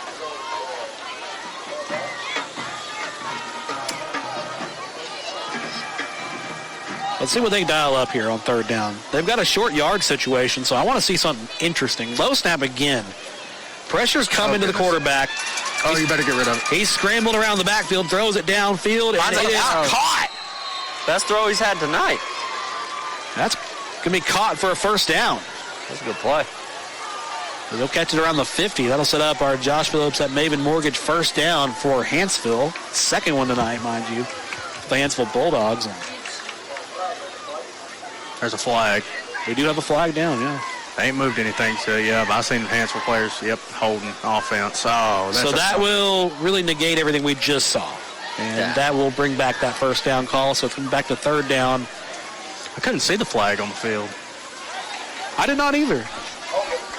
The holding called against the offense. This will send Hanceville back further. Do you shoot it again? I mean, shoot. This time you can't. You ain't got to go 6 yards. You got to go 16. So we'll see how that goes. And they're sending the house. Where's the ball is loose, and we have a flag down. False start called against the offense. That's going to be the redeeming grace. Actually, I don't think the ball was ever snapped. No, it wasn't. No, it wasn't. So that means it's a false start on everybody but the center. Because people are getting blocked and people are pushing people back, and the ball's just sitting right where it was placed. So we're going to go back even further now. So 3rd and even an area code now. We're basically playing this one from the 205. Yeah, at this point we're playing 3rd and Curry. And they're going to lose the ball further. Black picks it back up. It bobbles off the turf. They're going to have to prevent this from being a safety. We're down to 4th down. They're going to be back at the 5-yard line. The pressure from Cold Springs. We've got an injured Bulldog on the field. He's going to get some help from a Cold Springs player, but the pressure really came in. It can be credited to Titus Light there. You know what I'm noticing for a 3A school over there and a 2A school right here? I think the 2A school's got more players than the 3A does. I believe so. I believe with the developments on Smith Lake, we are probably on the cusp of Cold Springs being in the conversation, being the next move up to 3A. Judging by this team, you might be right. This community has grown over the years, especially with the recent developments on the lake. And we're going to have a play clock violation almost. Nope, we do get it off in time, punted in the back of the end zone and fielded by Aiden Black this time of Cold Springs. Aiden Black cuts to the left, to the 20, to the 10. Can he stay in? To the 5. Is he in? Touchdown, Eagles! And pick it up. I just want y'all to know, Aiden Black was not on the field until the ball was almost snapped. That was incredible. That kid's talented. That was a good play. Did he fumble it and pick it up? I couldn't tell if it was someone's foot I saw or I think it was someone's foot. We did have a down Bulldog, but he's back up now. There's a spot where the ground has been rutted up near the 5. And I think that's where we thought the ball was bobbled, but that was actually a player's foot down.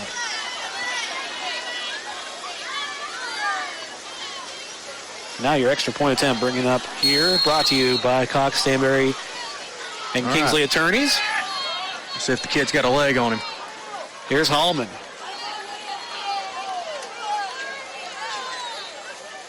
Hallman to kick the point after. It is. It's good. Good! 37-0 is your score here. We'll take a break. We'll be back in just a second here on the Coleman County Sports Network. Powering the good life. That's what Coleman Electric Cooperative does. Reliable, affordable electricity to keep your home running and Sprout Fiber Internet to keep you connected with blazing fast Wi-Fi for home, school, and work. They are proud to support the student athletes, cheerleaders, and band members who bring energy and pride to our community every single day. Coleman Electric Cooperative and Sprout Fiber Internet, powering the good life. In 1952, 7 men at an aluminum plant banded together and started Lister Hill Credit Union with only $5 each. Today, more than 92,000 have joined us, continuing the legacy of supporting themselves and the community through Lister Hill. It's all about we and what we can do together.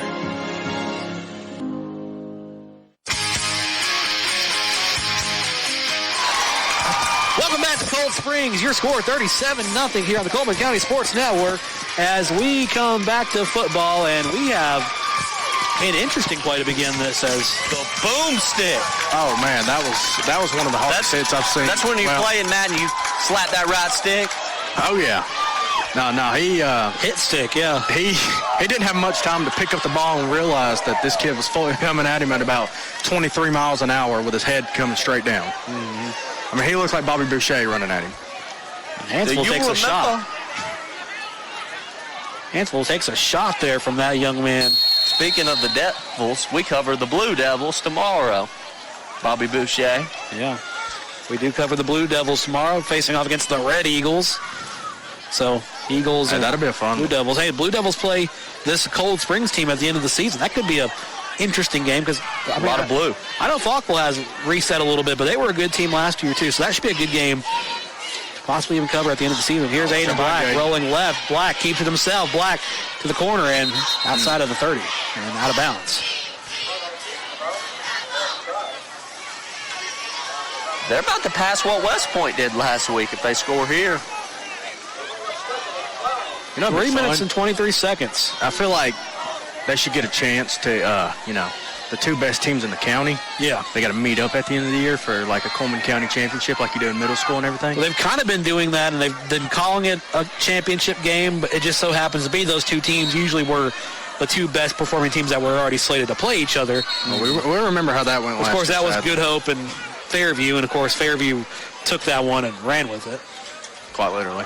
I think they had about 400 rushing yards. To walk you back while we came back from break, we did have a Cold Springs touchdown. Point after was good. We did have a kickoff return. Hanceville gets boomstick. Ball comes loose. Cold Springs gets the ball back. So that's why we're talking about Cold Springs offense again. You know, county championship game would be a pretty cool thing to have on the high school level, like we do in basketball, because Cold Springs could come out and play West Point and beat them. You know, you never know what happens. Hey, this is showing it. Hey, they're hanging with them. Here we go, back up the middle, big room, still running down to the 10 and down to the 7-yard line is going to be Tyson Kilgo. That's a first and goal situation for the Eagles. This one brought to you by Josh Phillips at Maven Mortgage, and we've been saying that name a lot because there's a lot of first downs, there's a lot of offense, a lot of explosiveness, a lot of good plays coming from this Cold Springs offense. Yeah, I was about to say, not so much against for Hanceville, but we'll pause 10 seconds for station identification on the Coleman County Sports Network. Coleman's Live 95, WRJM-LP, Coleman. Welcome back to Cold Springs. 2 minutes, 41 seconds in the half. They're on offense. First and goal. Tyson Kilgo up into the end zone. Touchdown, Eagles. All right. You get the point after here. You beat what West Point done last week. Do they kick it again? Oh, yeah, for sure. Your new updated score awaiting the point after. Guys, this is 43-0, and we haven't even got to halftime yet. Like you mentioned, West Point put that on them last week. In one half. So we're about there right now with 2 minutes to spare. Is it a speed run record now? Hey, Cold Springs might try to beat what Holly Pond done last year. They hung 70 on them. That is true. Hallman is going to kick the ball back to the sideline. It's going to bounce into the crowd and into the student section. Hallman, the snap is not there. He's going to just watermelon kick it up. You can catch that. That's a live ball. Yeah. As long as it don't come off the uprights. One attempt's no good. That is a live ball, though. They will not equal West Point unless they score again. No, they equal them. Oh, they will not surpass. We are equaled now. Yeah, we have equaled it now, but we are not greater than. You know, in Canadian football, that'd have been a one-pointer. A one-pointer. I also seen a thing in Canadian football. You can throw a screen pass and you can punt the ball like a half a centimeter and grab it, and it's a first down. Yep. Which is probably never mind. I'm just gonna keep that out of my mouth. Canadian football's cool. No, they got a big field. Well, the goalpost would be where that referee's standing right there, which if you're not, you don't know what a football field looks like. It's about 10 yards up, but they have a 20-yard end zone. Yeah, and their fields are about 20 yards wider as well. They got a huge field. But on the point attempt, if you miss it and it goes out the back of the end zone, that's still 1 point on a 3-point play, of course. It's called a rouge. Scoreboard not adjusted yet. Should be 43-0 here as your new score. That one brought to you by the Owens Auto Glass Big Glass Scoreboard, as we have a whistle on the kickoff, and don't know if they're just telling scorer's table to get things adjusted, or if they're having to reset the kick. I'm not sure. There's also a bird flying around. That's the mascot. The call. I think they got him for a what they call a false start on the kickoff, so somebody ran past the kicker before he kicked it. So they'll redo this here now. Back. And folks,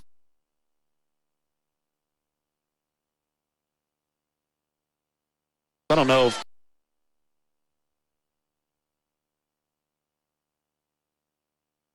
there was some problem with the connection there. We're back at it now. They're going to field this here at the 30-yard line, and now Hanceville is going to get smothered.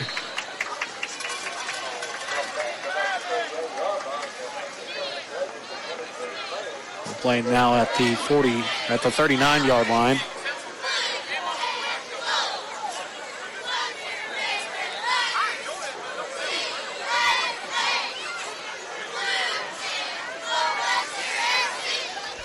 Two minutes, 23 seconds. Your score 43-0 here in Cold Springs.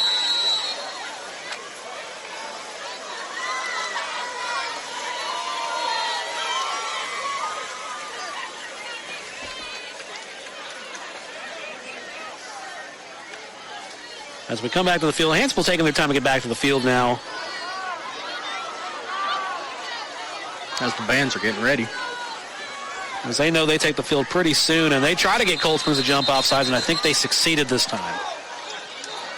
Which, first game jitters, I'll give you that, but 43-0. It is a wide score, but just got to clean up some of the penalty stuff, is what I'm saying.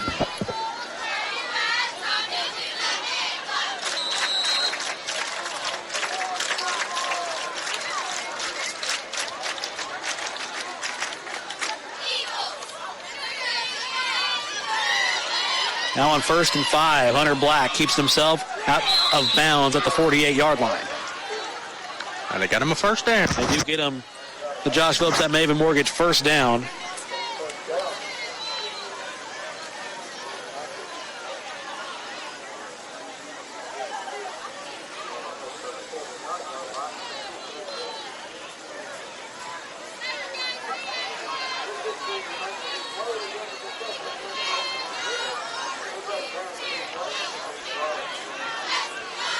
Hanceville just taking their time to burn the clock here. I guess they don't want to be trailing worse than they were against West Point. And, of course, they're playing conservative as they can here.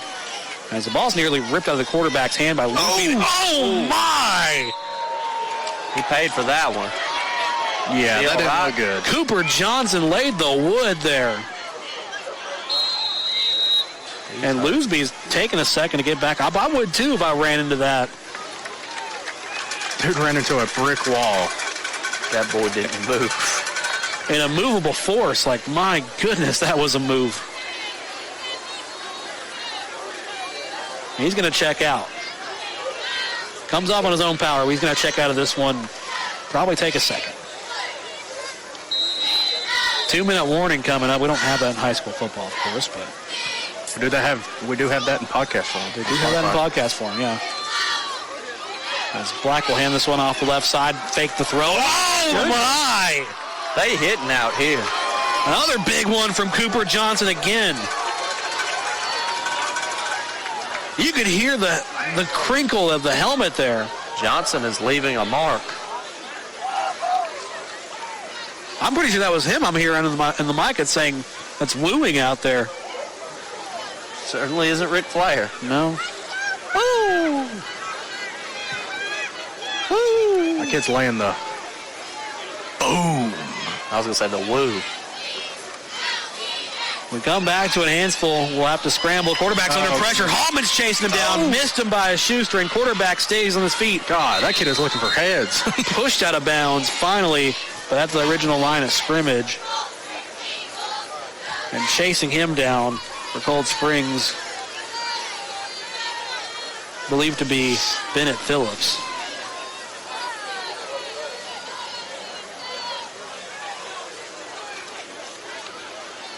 If it wasn't him, it was Trey Bailey. It was number 55. 55, actually, so that's going to be Will Jackson. Or Will Jackson. My apologies. 1:16 in the half. 43-0 your score. And I'd be scared to run up the middle if I were a Hanceville Bulldog, but Makedo's not afraid of him. I feel like he'd be one of Oscar's favorites. Mercado. Under a minute here, and Cold Springs has tied what West Point has done last week, but this time an officially scored game. The unfortunate part is both offenses come back to play again, so I don't see this letting up anytime soon. Blitzing. Oh, here comes the pressure. Quarterback scrambles, throws, caught. Did he catch it in bounds is the question. No. They're going to say out of bounds, incomplete pass, 4th down. 33 seconds. You cannot rule out a punt return touchdown right here. You cannot. You cannot. If they punt it, they might go for a touchdown here. I was going to say, might as well go for it here. What do you got to lose? I mean, if you throw an interception, just look at it as an arm punt. I mean, what's the worst that could happen? It becomes 50-0. Statistically, that is the worst that could happen here. Well, 51, technically.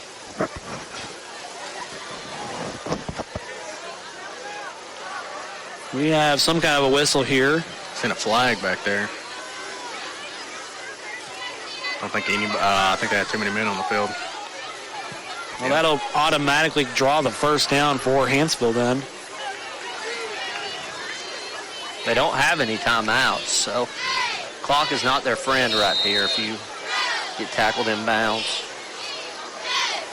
Free penalty first down brought to you by Josh Phillips at Maven Mortgage. And we come back to it. Hanceville had a first down by way of penalty. Ball's down to the 30. Right to left, you listen, 33 seconds in the half. They trail this one big time, 43-0.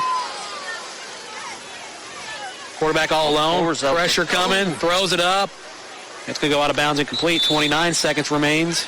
And rolling. Nope, we're going to finish at the 27. Got to scan the whole field quick. 2nd and 10 coming up. The night has fallen here in Cold Springs. It's a nice summer night. Yes. Still in the month of August. Next thing you know, we'll be in November. We'll be wearing hoodies and shivering at whatever playoff destination we're at. But we had fun along the way. Maybe not Anniston this year. Maybe not. Quarterback under duress, throws in. It's nearly picked off. Oh, no. Another one-handed swat by Titus Light, and We have more dirty laundry on the field? No, number 6 come up limping for Cold Springs. He may have I think he just rolled his ankle a little bit. Put some tape on it. I'd put some tape. May have a cramp, too. It is cramping season, prime cramping season, mind you. I mowed the grass the other day, and I was cramping, too. Did you have some pickle juice handy? Oh, I did. It's good. And mustard. Oh, the ball's loose, and the quarterback falls on it. 19 seconds. That'll probably be the half. Flag is down, though. Yeah, they're going to get him for a late hit. It's kind of unnecessary to come in and hit him that late. Yeah. Because this isn't the NFL. You ain't got to tag them down. Once they fall to the ground, they are down. And then they are defenseless, as they would say.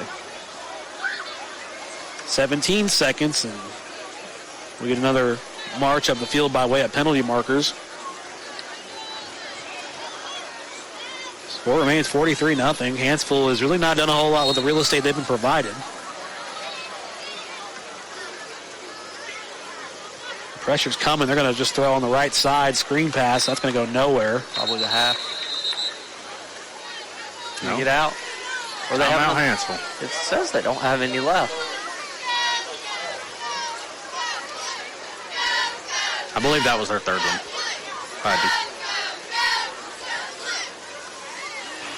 They get a timeout with 10 seconds left. We did mention some scores earlier. We need to update you on that. Of course, across Alabama, we have a bunch of scores to update you on. Muscle Shoals leading Gadsden City 17-0. Well, Tuscaloosa Academy is taking back the lead against American Christian 16-7. No score between Lexington and Lauderdale County. We have a score Spring Garden 16, Sandrock 8. No score Albertville or Arab, but Citronelle is leading Millery 21-0.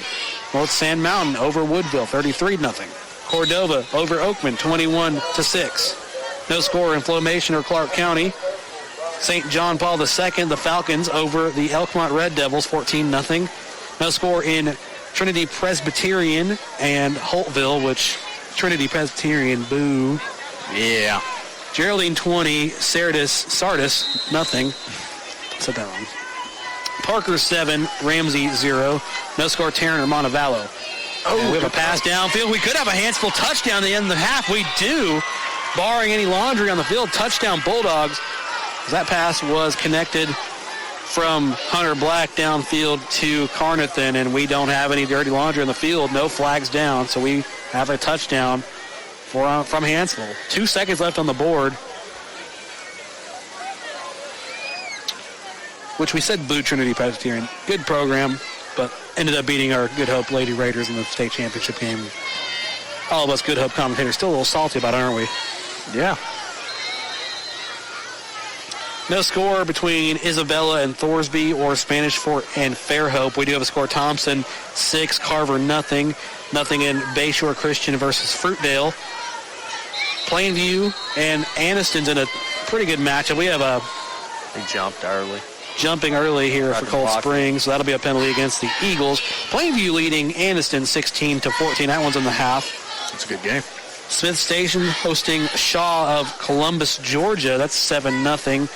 Like we said earlier, Moody trailing Gainesville of Georgia 35-0. All tied up in the half between Headland and Dale County, while Mortimer Jordan beats Huntsville 21-20. Next week, Mortimer Jordan will face off against the Coleman Bearcats. Right here on Coleman's Live 95.5. We'll bring you that one from the campus of Mortimer Jordan High School. The extra point brought to you by Cox, Stansbury, and Kingsley Attorneys is good for Hanceville. Your score 43-7. As we have an update here. Man, we got some games ending, and we ain't even made it to halftime yet. I know. A lot of interesting games out there tonight. Oh, yeah. They will leave 2 seconds on the board for Cold Springs. Just judging how some of these punts have gone with some of the blockers you have, we could end with another touchdown. We could. Or we could not. I think it's do or die. I think you got to get ready for that return.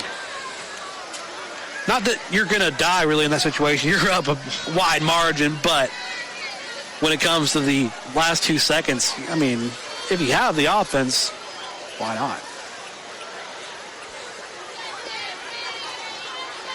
If the lanes are open, why not do a little 55 on the highway?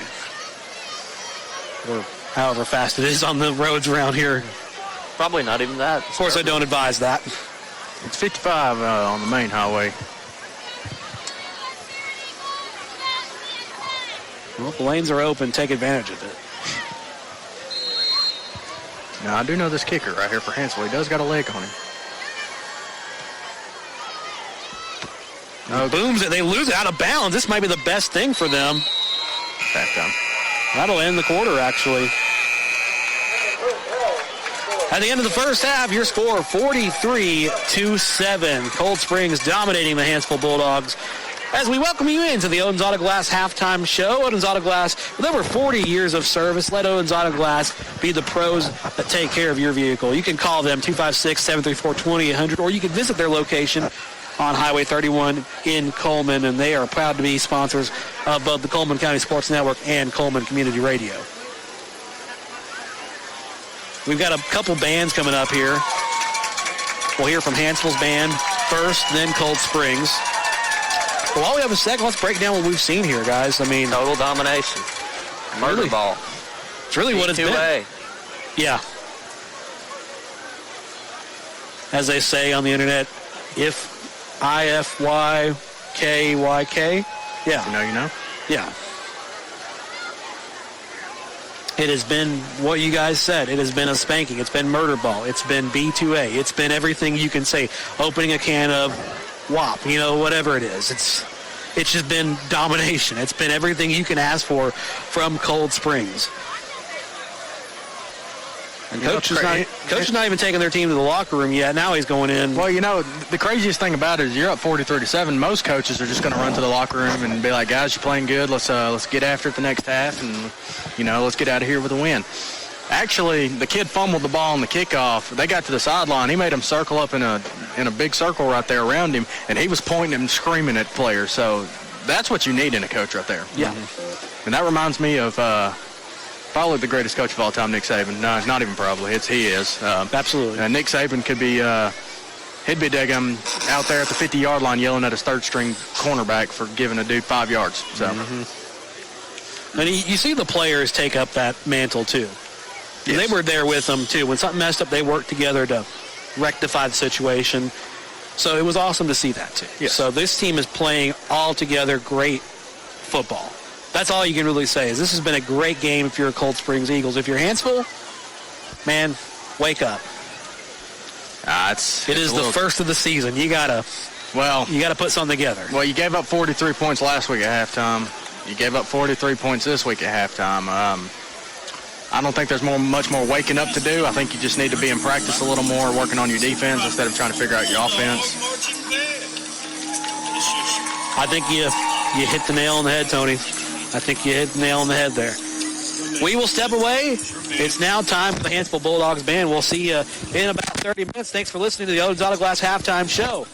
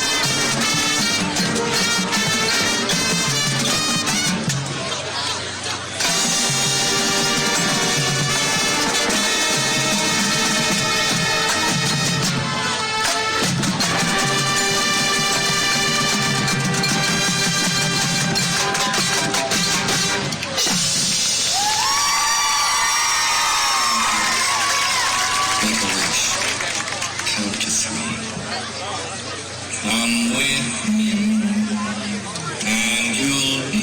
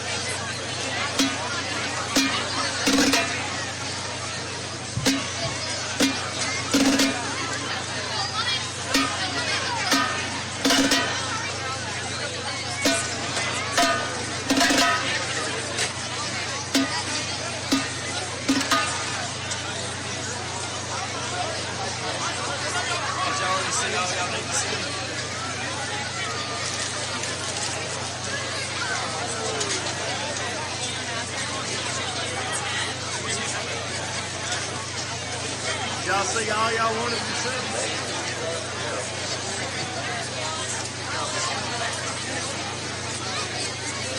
Ladies and gentlemen, on behalf of Principal Eric Richardson, faculty, staff, student body of Gold Springs High School, we would like to present to you the Royal Blues Band. Under the direction of drum major Steve Howell, commanding captain Nathan Starr. Tonight, we will be performing the first portion of our show, Super Bowl Showstopper. Featuring Super Bowl halftime music, including all McCarthy and Michael Jackson.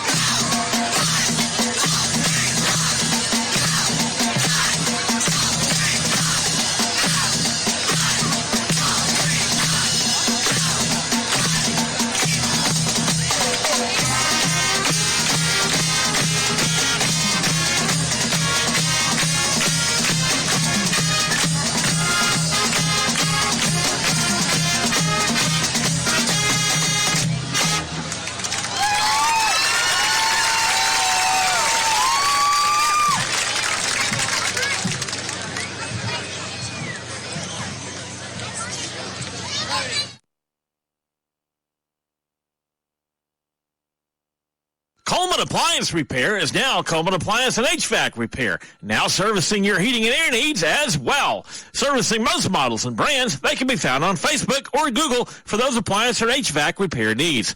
Proudly supporting Coleman area athletics and collegiate football. When that appliance or HVAC system frustrates you and you're in need of a repairman, Robert Brantley and his team are ready to help. They're available via call or text at 256-507-3415 or on Facebook, Google, or online at ColemanApplianceRepair.com. Alabama HVAC number 22238.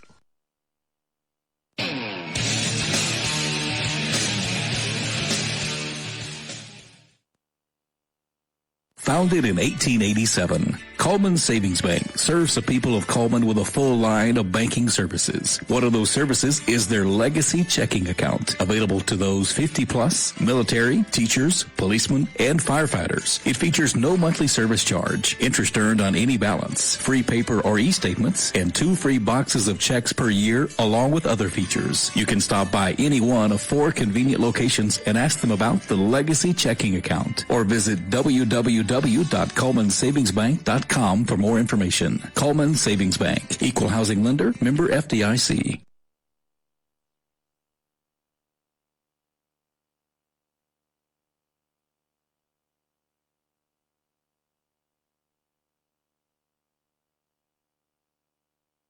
Cracked windshield? Don't wait. Call the pros at Odin's Auto Glass in Coleman. From chips to full replacements, Odin's gets you back on the road fast. With honest prices, top quality glass, and service you can trust. Locally owned, family run, and proud to serve Coleman and North Alabama for over 40 years. Odin's Auto Glass, where safety meets service. You can call 256-734-2800 or stop by their location on Highway 31 North in Coleman. Odin's Auto Glass, we'll see you through it. Proud sponsors of the Coleman County Sports Network.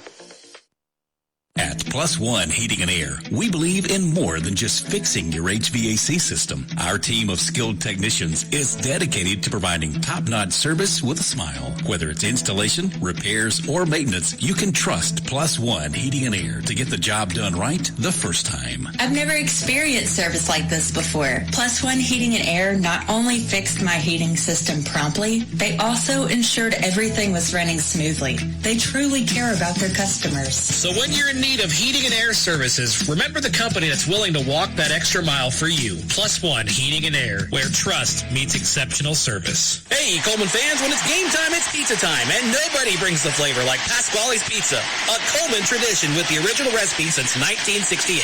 We're talking fresh, made from scratch dough, zesty signature sauce, and a mountain of melty cheese. Still made with the same recipe you've loved for over 55 years. You can dine in or carry out and taste the hometown tradition that's been winning since day one. Pasquale's Pizza, a Coleman tradition, and still making it the way we used to, because that's how Coleman likes it. In today's world, broadband internet is an absolute necessity. Unfortunately, the large cable and phone companies only provide broadband internet where it's profitable for them.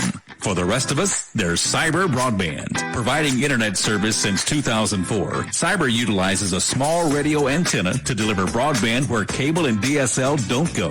You can join the 21st century today with Cyber Broadband, supporting streaming, VPN access, and everything else you've been wanting to do with that slow internet connection. It's Cyber Broadband for the win. They can be found online at cyberbroadband.net or look them up on Facebook. When it comes to securing a home loan, you want someone who knows the ropes and can guide you every step of the way. That's where Josh Phillips of Maven Mortgage comes in.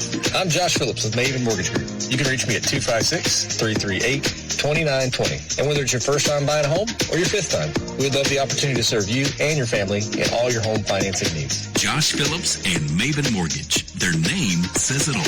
Experience you can trust, knowledge that works for you. With one phone call, you can take the next step toward your dream home with Josh Phillips of Maven Mortgage. Your home, your future. Josh Phillips at Maven Mortgage. 256-338-2920. 256-338-2920. NMLS number 338177. And some songs you just kind of let them play. That's one of them, folks, as we eulogize the late, great Ozzy Osbourne. All aboard, boys. We lost a lot of legends. A lot of legends in a couple weeks, and it's quite unfortunate how that went. Yeah. icons. Hulk Hogan. Kyle Pankey. As we come back here in the 2025 season, first game, 43-7 your score. Cold Springs over Hanceville. It has been one of those, this was in a matter of months, really, weeks. Two icons in Ozzy Osbourne and the immortal Hulk Hogan, brother. But of course, we use the music of Ozzy Osbourne there to pump us up, get us ready back to go. As we have a couple players from Cold Springs playing warm-up over here while Coach Estes over there has them running sprints. As they should be. Hopefully, maybe someone out there wants to do some highlight reels or something, put our voices to it. We don't know. I know a guy. Yeah. Well, we are wrapping up the Odin's Auto Glass halftime show here. Odin's Auto Glass, 40 years of service to Coleman County. They are proud to be proud sponsors of the Coleman County Sports Network and of the Coleman Community Radio. You can call them at 256-734-2800 of all your auto glass needs, or visit their location if you want to on Highway 31 North. Of course, it's up to you. We can't make you do anything, but if you are in need of auto glass, consider Odin's Auto Glass. Big glass savings. 1 minute, 12 seconds until we get back to football here. As Hanceville doing high steps, Cold Springs is huddled up. I'd say more of the same from Cold Springs. I think that's all you can really expect coming up here in the second half. They were about, 23 minutes and 30 seconds of perfection on the field? I would say so. And then just that little blip at the end. Well, we got halftime. We got to put some nominations up for our new Heatherly Fence Player of the Week. Aiden Black. I'm going to say Aiden Black, too. Hands down. Nominations are up. I'll make it a trifecta. Yeah, the kid, he's got a punt return touchdown. And he's got about 3 or 4 passing touchdowns. He's making some big plays with his legs.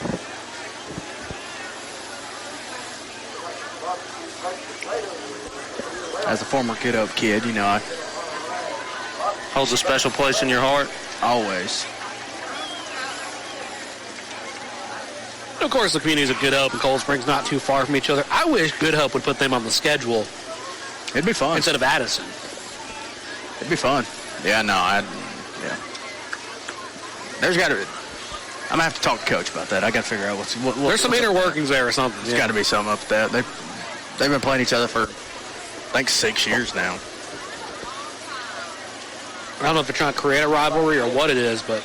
Well, I think Good Hope's 5-1 against them since they started this. We'll see that rivalry again this season, won't we, Tony? We will. I can't give you an exact date. I haven't really learned the schedule like that, but I know we are their homecoming, and it's sometime right in the middle of the season. I believe it's week 5. Well, Hallman at Addison. Hallman is set to kick this one off. It's going to be a pretty short kick to the 32. And it's going to be fielded and immediately plopped down on the ground by Hanceville. Real quick, if you could give us a rundown what we're expecting from this season from your Good Hope Raiders. Oh, yeah, man. Expect a lot of the same from last year. Offense and defensive-wise, they've got the same coaching, so I'm sure everything's going to stay the same. I believe we've got a much bigger task at hand this year with some teams, and nothing we can't control, though. Last year there was a team that wasn't supposed to be good, and they lost 2 games. So my biggest thing is Parker being at quarterback. He did take the reins at the start of the year last year, and we all know what happened and what the legend of Tyler Cone built up right there at the end. But I'm excited for it, and I can't wait. It's going to be a handoff on the right side as Black faked the throw, handed off to Makedo. Makedo goes nowhere. In fact, loses 5 yards. First down's brought to you again by Josh Phillips at Maven Mortgage. Proud to have him as a sponsor, as well as our new Player of the Week sponsor, like we mentioned, Heatherly Fence Company. We also want to let you know we do have these games recorded and ready to go in podcast form, so you can listen to these games on Spotify. If you're traveling down the road, just wait for it to be on for a later date. We'll have that game ready for you. Just look up on our website at live95coleman.com. You go to On Demand, or we can have the link there for you to find it on your platform, whether it be Apple or Spotify. Podcast, you say? Yeah. I think we know a thing or two about podcasts, Dylan. I think so. What's the Score is the new hit podcast sweeping the nation, available on YouTube, and check us out on Instagram. That's right. That is correct.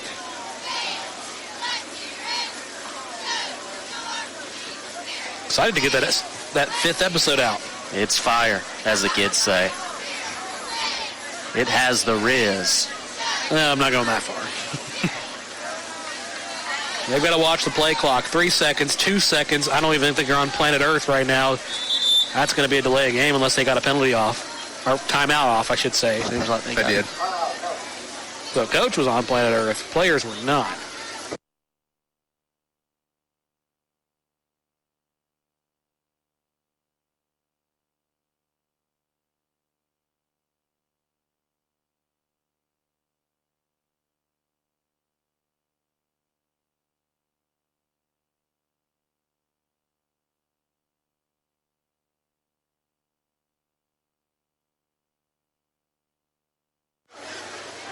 Folks, if you're with us, I don't know, we're just making it back on the air. The whole stadium just went black. And Cold Springs offense has literally shut the lights out of this place. The lights are back on. The board is not back on, but it was like that Super Bowl in 2012. The whole lights in the stadium shut off. We were in pitch darkness for a second. It was terrifying. Guys, I think we're getting back on air now. Of course, our laptop has a battery. The internet pack has a battery. So luckily, I believe we were still getting our signal out. I'm hoping. We are still on the air. Yes, sir, we are. We would never abandon you, not even in a power outage. So they are not assessing anything. That was just a quick blip. I mean, we had every light in about a mile radius out in front of us. Oh, there was nothing lit up at this school. No, not at all. And I don't know what it was that caused it for just a split second, and I mean a split second. I thought we were in total black darkness, and they didn't know what was going on, and then they had the lights back on. So props to the county power board. And speaking of not knowing what's going on, the quarterback is under duress here for Hanceville. He throws it away. And that was pretty smart. If he'd have, completed the play, that would have been mainly brought to... Y'all good? That'd have been mainly brought to the quarterback because he used the referee as an extra blocker. The referee was standing there, and he made a circle around him. And, of course, the Cold Springs administration come and check and make sure all our media crew up here is good. We are back on with power. We are back online. All good to go. Thankfully, like I said, by the world, we would lose our our board here. We'd lose our communication through the board. We could speak through the microphone of the computer if it came down to it, but just insane. Dylan, I am going to say, that's a nice video board over there. That is. You know what I'm ready for? To see the Good Hope one next week. They got one now? They do. I have yet to see it, and it's going to be a great surprise next week as we host the in-county rival West Point Warriors. You know what I'm excited for? That Odin's Auto Glass, big glass board. Oh, goodness. Oh, he caught it. The quarterback, it's a high snap in the backfield. He's punting it away. And they're going to punt it downfield, and it'll be fielded around the 30. The Cold Springs takes over. I don't want to float the idea that may have been an intentional hit, but maybe someone flipped the breaker or something on accident and shut the whole lake side down and said, whoops, that's not the one. Sorry, guys, cut the wrong cable. Yeah, let me tape that back up real quick. It was like 2 seconds of just straight pitch black darkness here. Some people screamed. We did hear that.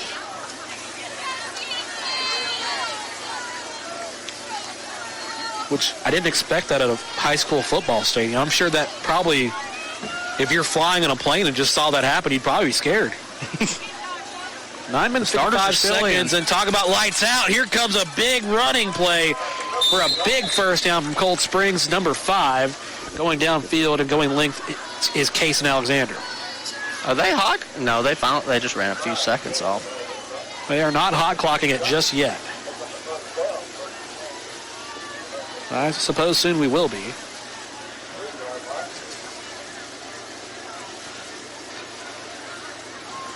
We need that thing in Madden, accelerated clock. Oh, yeah. Just skip 30 seconds. Super Sam. Rage quit.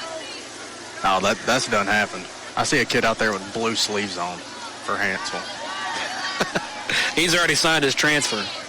Quick downfield throw, incomplete, intended in the area of either Ethan Day or I believe Tyson Kilgo may have been out there as well.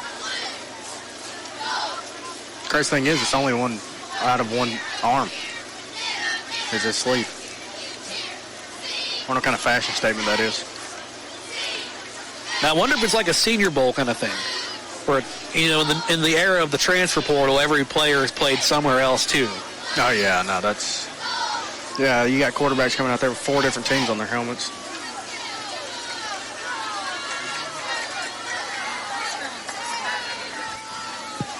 Second and long coming up. Aiden Black dials it himself. Has a lot of room. He's running off to the 20. Has a convoy to the 10. 5. He's in. Touchdown, Eagles. They haven't, finally seen it.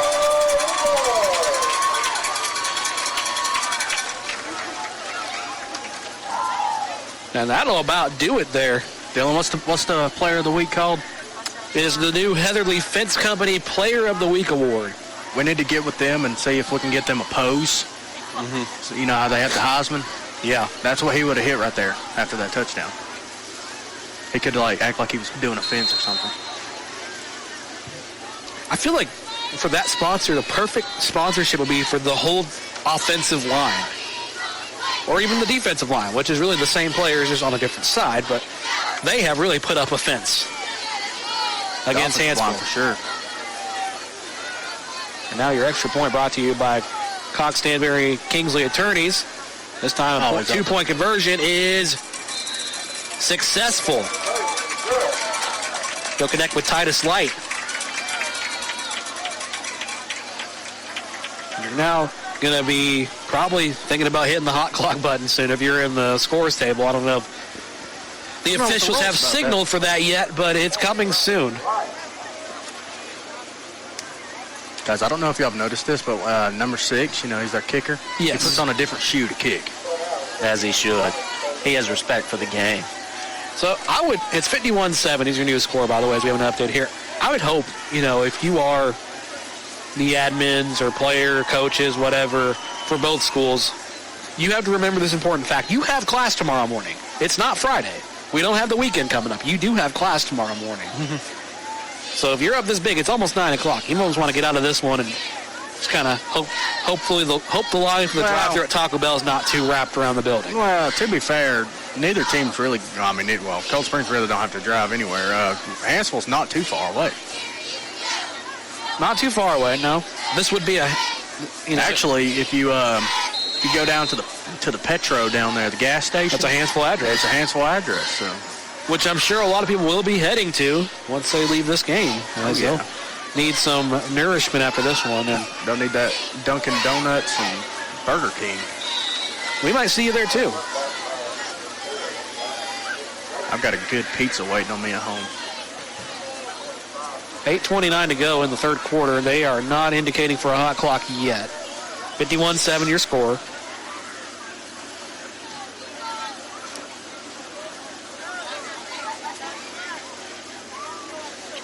So far, power integrity has looked good, so shout out to Coleman Electric Cooperative for your efforts out there, keeping these places lit up each and every day, each and every night, keeping the lights on.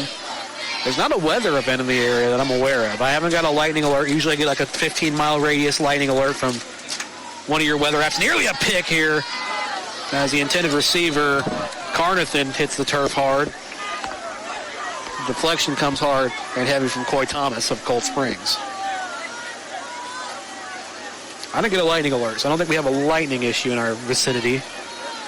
I hope not. Of course, we have probably one of the best views in Coleman County to tell if a storm was coming or not. As you look behind us here from the home side, you look towards Jasper. I don't see a flicker in the sky, but you had a nice backdrop earlier when the sun was still setting. As a quarterback handoff, rather. That time to Drake Bentley. Bentley really not getting a lot out of it. You look off to the right in the sky, you don't see anything, so we're kind of setting the stage for you back at home. I don't see a cloud in the sky anymore. It looks nice. The one thing I do see, though, bugs. Plenty of them. I've had 3 or 4 fly down my shirt. Yeah, same. So it's 3rd down and 11 here. Hunter Black under duress, runs back 10 yards, steps up, throws, chucks down, and Hanceville side ruling complete. Official is agreeing. You know who would win Player of the Week if they counted east and west yards as much as they did north and south? It'd be Hunter Black. That kid's ran for his life tonight. He's doing all he can. So correction, they're going to rule this incomplete. As we set back up. If they rule it complete, it'd only be 3 yards from the original line of scrimmage there. So we will get a punting situation here from the 34-yard line. Nearly blocked. And Hanceville will just tag it down, as I know Hunter Black had to see the swinging arms of number 8, Bryant Davis, coming at him, and he's lucky he was able to kick it between them.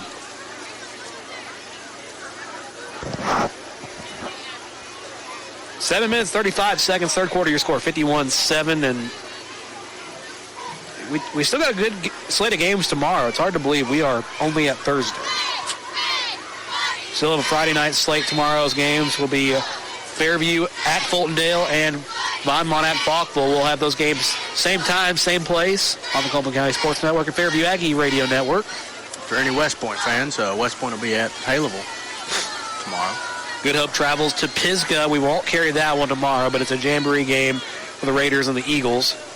Coleman at home against Bob Jones. That game at Oliver Woodard Stadium. We have a quick rush down the field. He stays with it to the 40 and down at the 35. That's going to be number 24, Titus Light. They might put the lights out in this game. Hey, they already did that once. They might shut them down for good.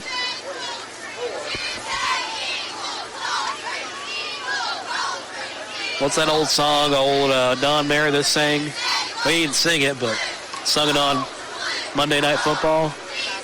Turn out the lights. The party's over. It's been over in Cold Springs.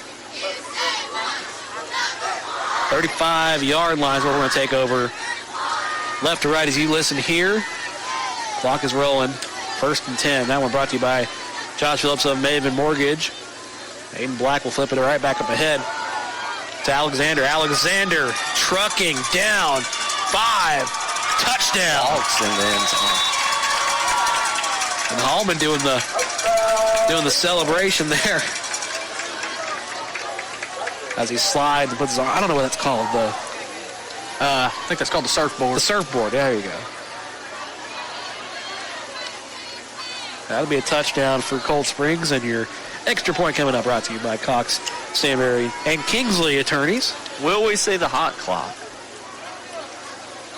At this point, yes.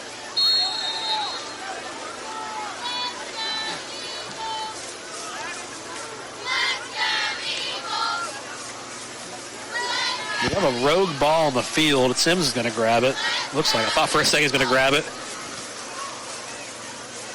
Heck, Cold Springs may score twice on this play.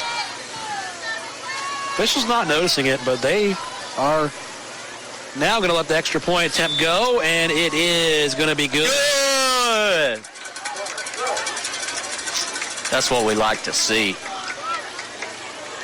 So as it stands right now, we have a big one here. It is going to be a 58-7 lead. We'll be back in just a moment. I'm ready.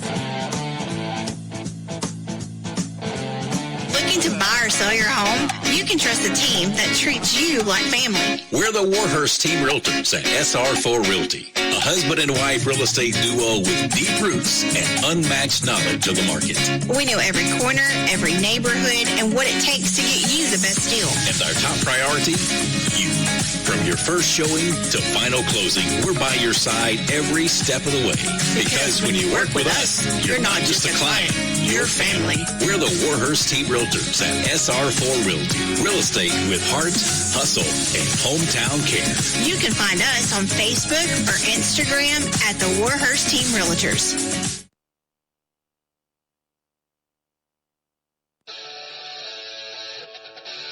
We're back.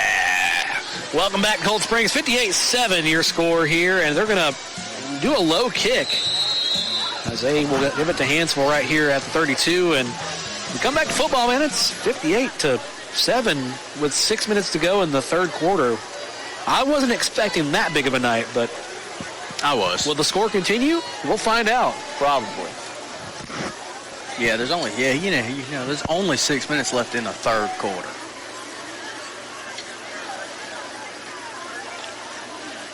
And I imagine the hot clock should be coming back soon.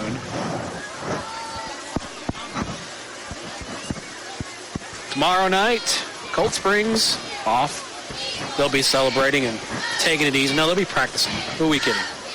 They don't take the night off.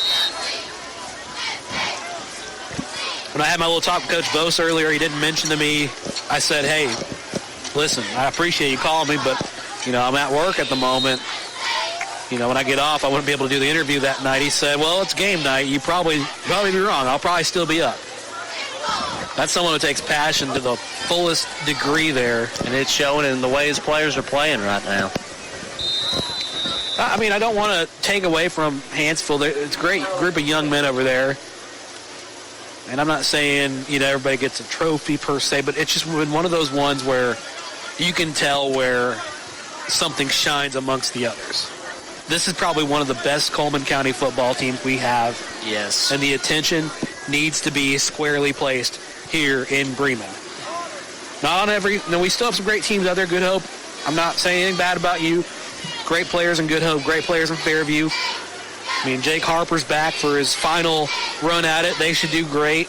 A lot of great things are going to happen in Fairview this season, but sometimes you see the big guys and you look over the little guys. I'd say put your attention right here. If you want to talk about a good team in Coleman County, right here.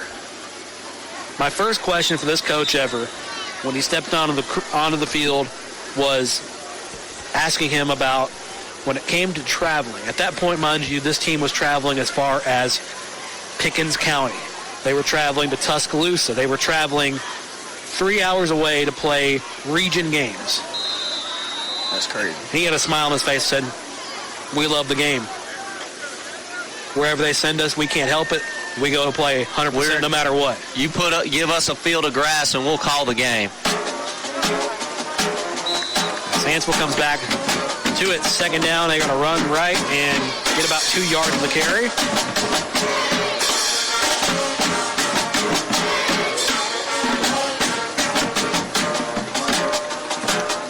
This was somebody who came in with a vision. And thankfully, you see this on the college level. Administrations do a lot of win now situations. This wasn't a win now. This was a build. This was taking what you had. And, of course, you did get some help by way of transfers from Good Hope. But you took what you had. You built something out of it. And every year you have been kicking at that door. And they just knocked it down tonight. This first test looks really great. Think they rushed the field? No, they're not tearing the goalpost down. Most high school teams storm the field after every win. A lot of them storm the field after every win. They do. I don't think it's pinnacle enough. I think when we get Coosa Christian in town, we'll send them back and send those goalposts to the lake. But fourth down, punted away here, and in the backfield awaiting. And the ref just took a tumble. Hopefully he's okay. As he was trying on the field. Trying to spot the ball in the air. He's, of course, got the unfortunate job of being backed up to the light. funny. He's having a good laugh over there. And he's taking the wind out of it. He's okay. And we do have a hot clock, ladies and gentlemen. We do have the hot clock now, 4 minutes and rolling here in the third quarter. The official gets back up. And we still see a lot of the starters out for Cold Springs. They're going to take this from the 35. Chain Gang's kind of rousing the official a little bit, just saying, hey, man, I know what he was doing. You earned your stripes tonight, ref. I'll tell you one thing. When you look up into those lights and you see that ball gleam across, I'd probably fall over too. It's like a little ball of the sun just coming right at you.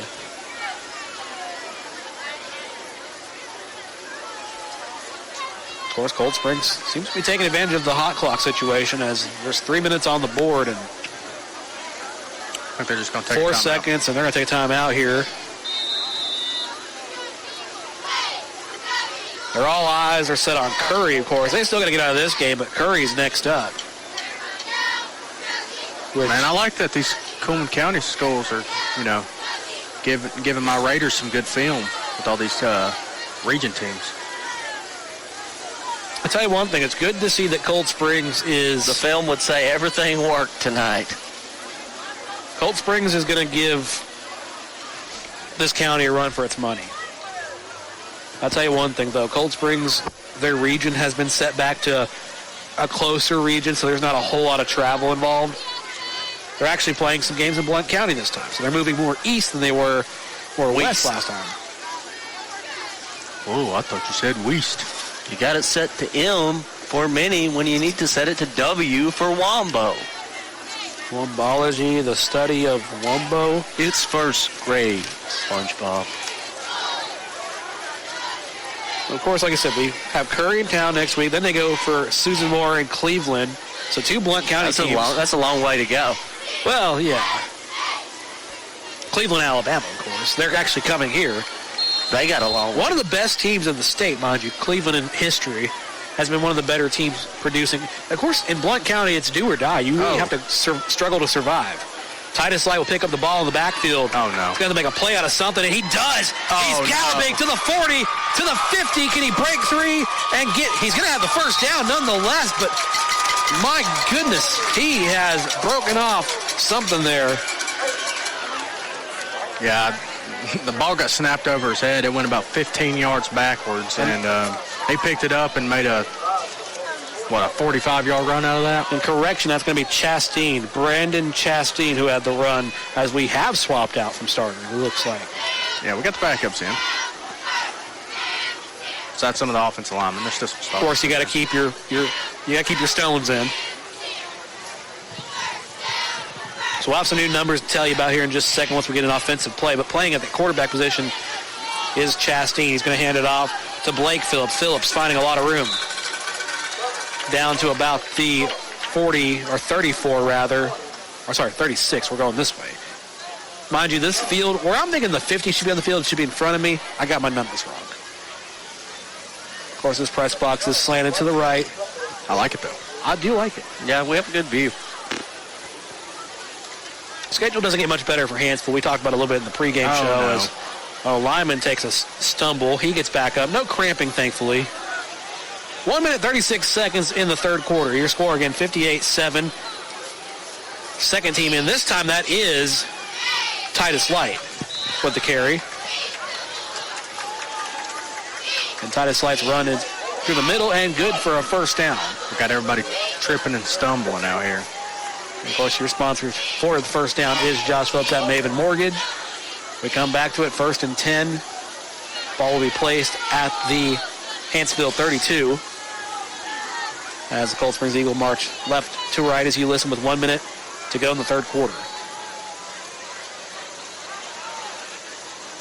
Quarterback keeper, Chastain, finds room to the 20, 10, and brought down. First down, though, picked up by Cold Springs as they're actually going to mark them now at the 12. Mind you, these are still starters out there for Hanceville. 38 seconds in the quarter left. They will probably let time expire. Well, no, they won't. We got a difference in 2 seconds. They're going to snap the ball here. 15 seconds on the play clock. 20 seconds. in the game, or in the third quarter, I should say. Here's a handoff up the middle again. He's trying to pull forward for the end zone. He's going to get a little bit of a help push there. It's Blake Phillips. Just short. Short of the line, and that will end the third quarter. Which means they'll have to go 97 yards the other way. I wish. And they would do it. Get your fours up, ladies and gentlemen. It means something to us. Therefore, we cannot stand still. Fourth quarter coming up here. 58-7, Cold Springs in the lead against Hanceville. And, you know, it don't matter what score says. Score could say 7-7, say 58-7. We're still going to be here. We're still going to have our fours up because it's Friday Night Live. We'll be back in just a second.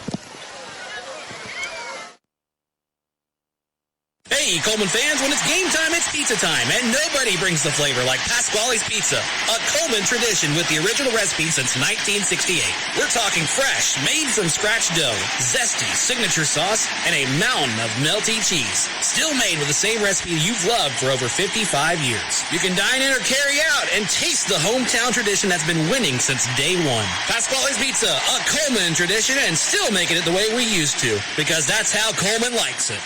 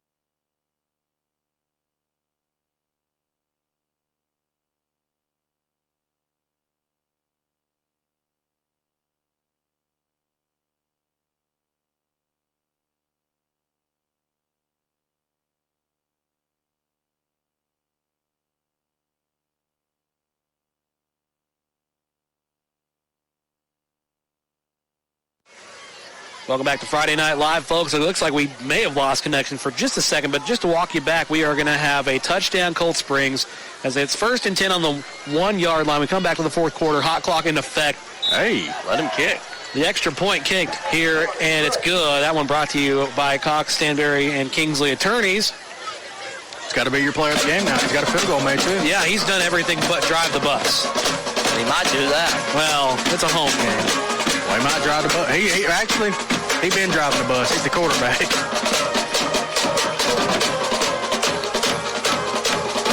He might even be, you know, in charge of.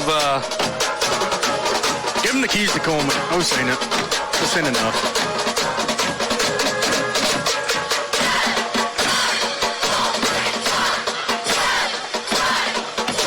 For the walkie back, we just didn't have the button press, so mistakes were made. Like I said, we're getting used to the jitters. We're back in it. I haven't been doing this in a couple months, but scoring play, good. 65-7 your score. Extra point, good. That one brought to you by Cox, Stanberry, and Kingsley Attorneys. Like we said, Aiden Black nominated for the Heatherly Fence Company Player of the Week. Week's not over yet, so we still have a couple more candidates to look through. We have to give you one tomorrow, too, and player of the game for sure. As of tonight, Aiden Black is getting the keys to Coleman. Yeah. Give him the keys to Smith Lake, too. They're still trying to figure out the kickoff team.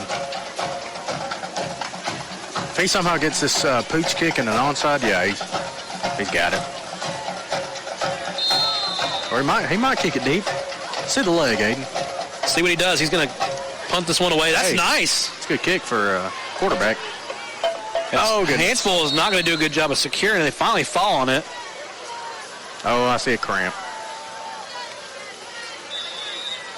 As Xavier Malcolm's going to try to save, and he is cramping out, but he's going to get some help here from 65, Coy Thomas from Cold Springs. Also going to help out as number 8, Brian Davis. And that's good sportsmanship. That's good sportsmanship, absolutely. Cold Springs, mind you. We have 4 Cold Springs players, even Even Eli Vos is in there. And they're going to help up this player from Hanceville. Lyman's even going to go, well, he's going to get back to formation, but he was like, hey, if you need me to take him over there, I will. Yeah, let me carry him. No trash talk. No bad mouthing. When you do this, you don't need to talk. No, of course. But I was actually about to say, this has been a pretty clean game for an in-county rivalry. yeah, absolutely. Not to say anybody in Coleman County's got a bad, we do have rivalries. We don't have a whole lot of chirpiness, but I will say, next week, as I cover the West Point game, I expect there's always a handful of. I expect some pushing and shoving. And that's just that rivalry's been going on for years now. There's always some smack talk there. We're going to end around left side run and a wall coming at this Hanceville runner here. I'm actually hoping for a more exciting game this year. Remember last year it was 13-7. Yeah, we had a nail-biter last year. It ended up being a squeaky clean Good Hope victory. It took just every little bit to keep the Warriors at bay, which when you look at the season, how that ended, you had probably one of the worst teams in Coleman County at that point versus number 3 in the state at one point, playoff bound second round team that went 10-2 at the end of the season. And that's how close that game was. Yeah, we do. I'll be rocking my hoodie. We got the hoodies to prove it, yeah. I'm excited for Good Hope football this year, Dylan. I'm excited to see what everybody in Coleman County has produced. I mean, this has been great for Cold Springs. Not so much for Hanceville, but we still have a couple more teams to see. Holly Pond's out there. We're hoping they have a good run.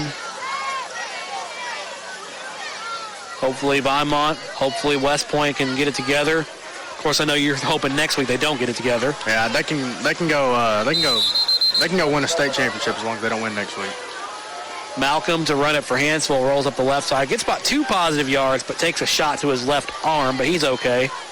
Gets back up, 7 minutes to go in the game. Coming up third down. At about 6 to go. And, yeah, they can win state champions like you hope to. Hopefully next week they just don't win is what you're saying. Yeah. But hopefully everybody has a good season. We like to see goodness in Coleman County. Hopefully the Bearcats, under the new leadership of a great man in Trent Walker. I know we've talked about Trent Walker before. Yeah. Former coach, Lawrence County. Red Devils. He's made his way back to his alma mater at Coleman. Now in a prime position, getting those kids ready to go. Tomorrow. We were at the Coleman Bob Jones game last year. Yes. They will have their hands full. And I know Coach Walker, first of all, I got to give props to the man. He is one of the nicest guys I've ever talked to, both when he was at LC and now at Coleman. He's one that remembers your name. He remembers who you are. I tell you that because he texted me this morning because my job that I have right now, we had to do kind of a job for the school, and they left something out. He texted me personally for me and said, hey, that's on me. We'll be better next time. So it shows you the integrity goes up to the highest level. That trickles down to those players. So they're going to have a great leader this season, and I know they put some work in. Of course, if you missed it, the Bearcat Den aired before this game. I was actually about to ask, how'd that go? I went good. Went good from what I heard. Good to have that program back on with the voice of the Coleman Bearcats, Tommy Warhurst, being the host.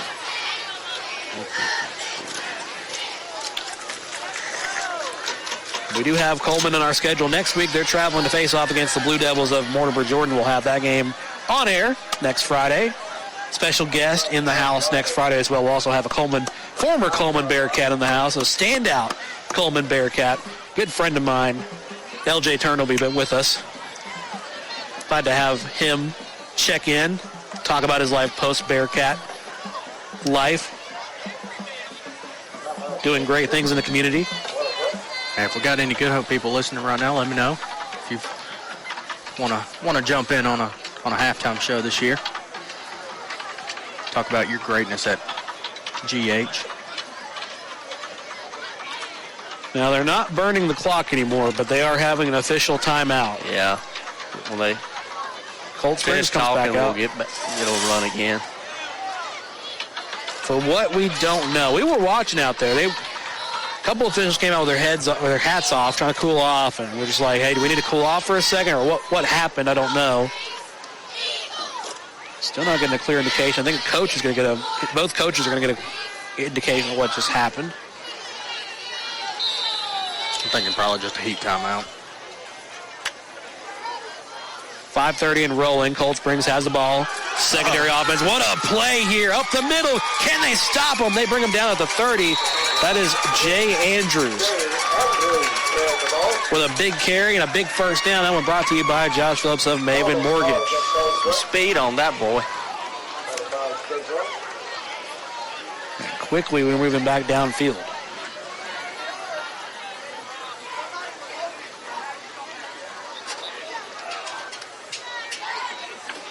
Cold Springs unrelenting.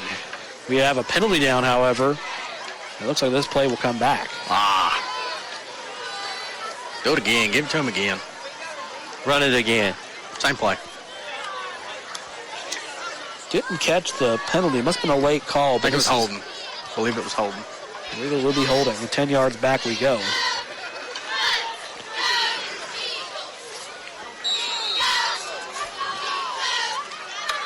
Time keeps on ticking here into the fourth quarter.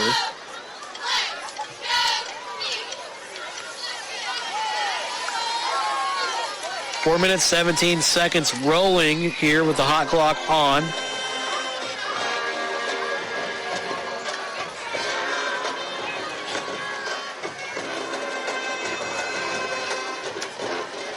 Like I said, Cold Springs taking advantage of the hot clock on a Thursday night. Still up classes tomorrow. They're going to run that play again. This time they find a little more room with it.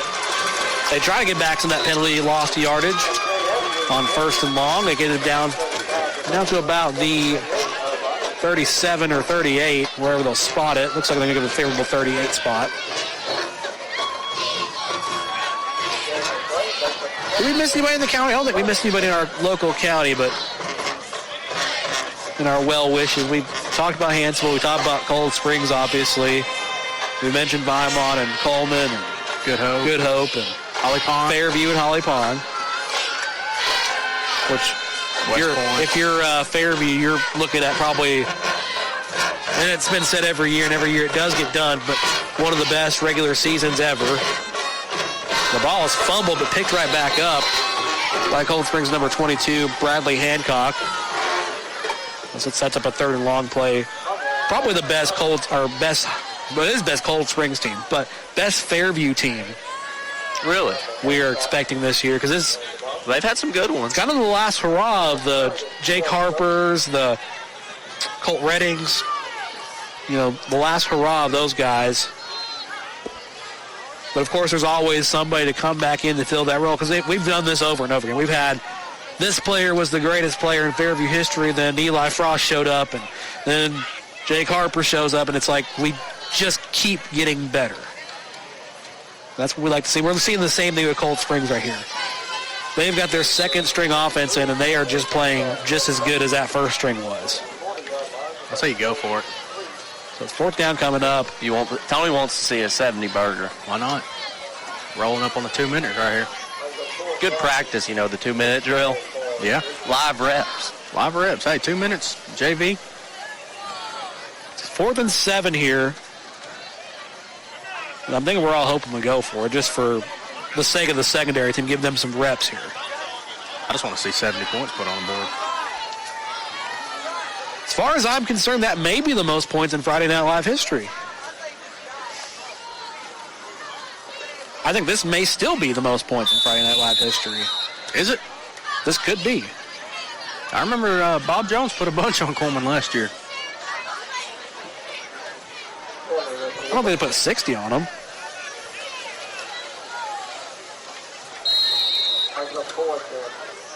So now it's 4th and 11 after a penalty. 1 minute and 16 seconds and rolling. Probably the last play of the game. I would have to imagine so. They're not indicating any timeouts. I'd say it's all or nothing. You don't want to punt away to Hanceville here for a nothing. Well, they're out of time. Be the delay of game. 56 seconds, 2 seconds. Snap the ball. They do it? They do. They hand it off. They did. Right side. Trucking. Has the first down. Tries to stay. Well, he goes out of bounds, thankfully, but I think the referees are just as ready to get out of here. That's game if they want to call it. 30 seconds. We've got the bands paying each other respect with their lights, waving at each other.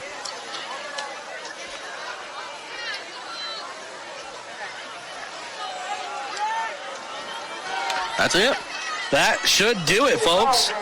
Final score, 65-7, Cold Springs. Full domination of the Hanceville Bulldogs. That's all she wrote, folks. That's really all you can say is one of the best performances in Cold Springs history. Yep. But just didn't look like their night in Hanceville at all. Hanceville's got a lot of growing up to do. Yeah. Season's still early. There's a chance you can turn it around. So you're saying there's a chance? There's always a chance. It's week 0. All I know is it don't get much better for here, Hanceville. No, it doesn't. You get another in-county game next week at Holly Pond.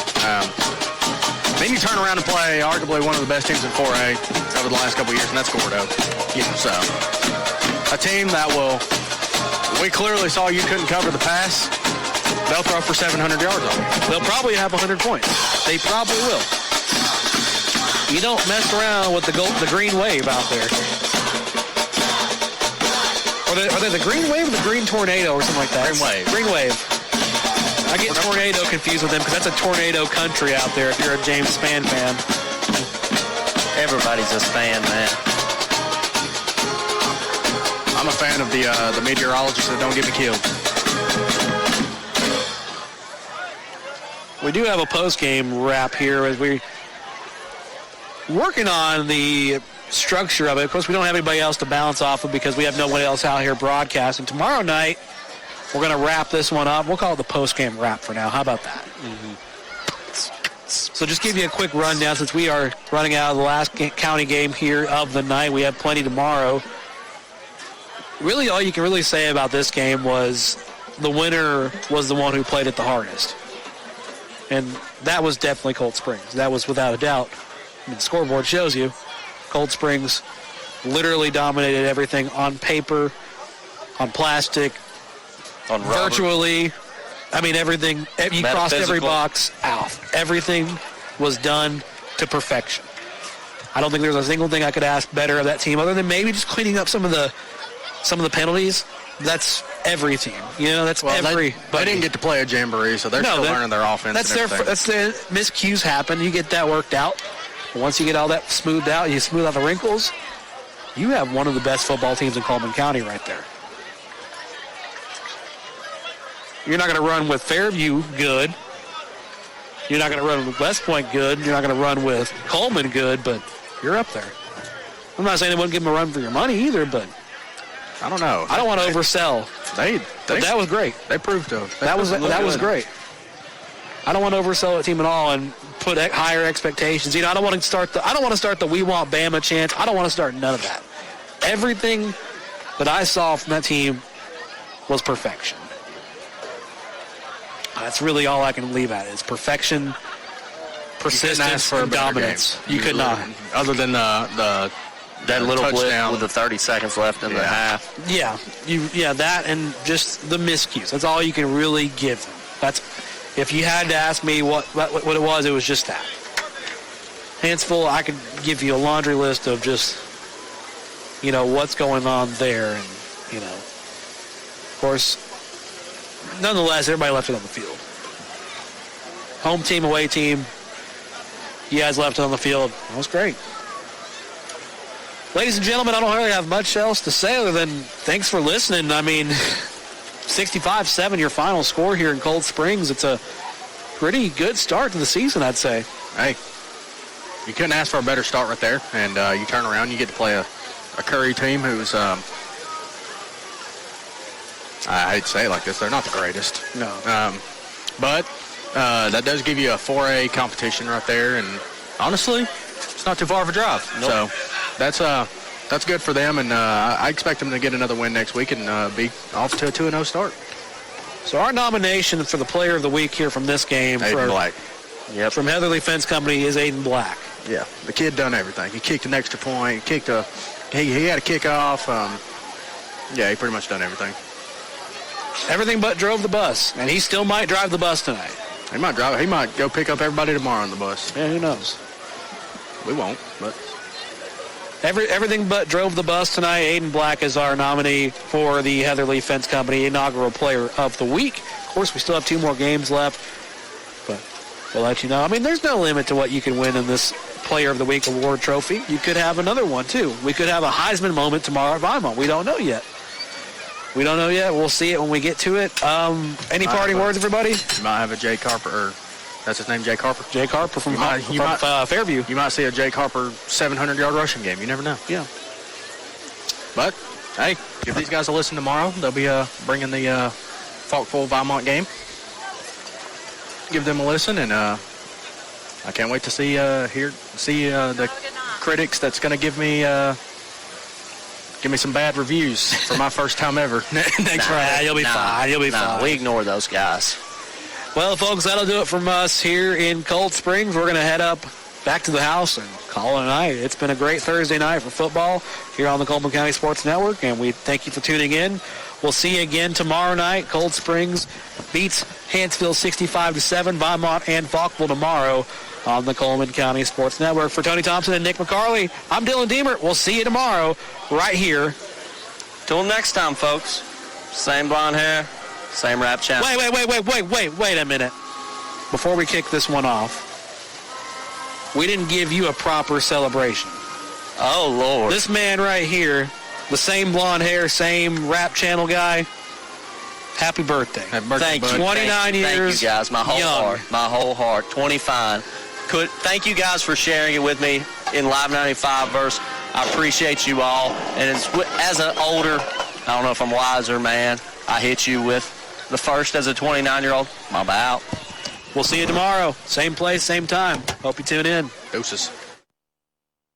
Are you thinking about adding a new fence or gate to your property? At Heatherly Fence Company, they are your trusted, licensed, and insured contractor right here in Coleman, Alabama. From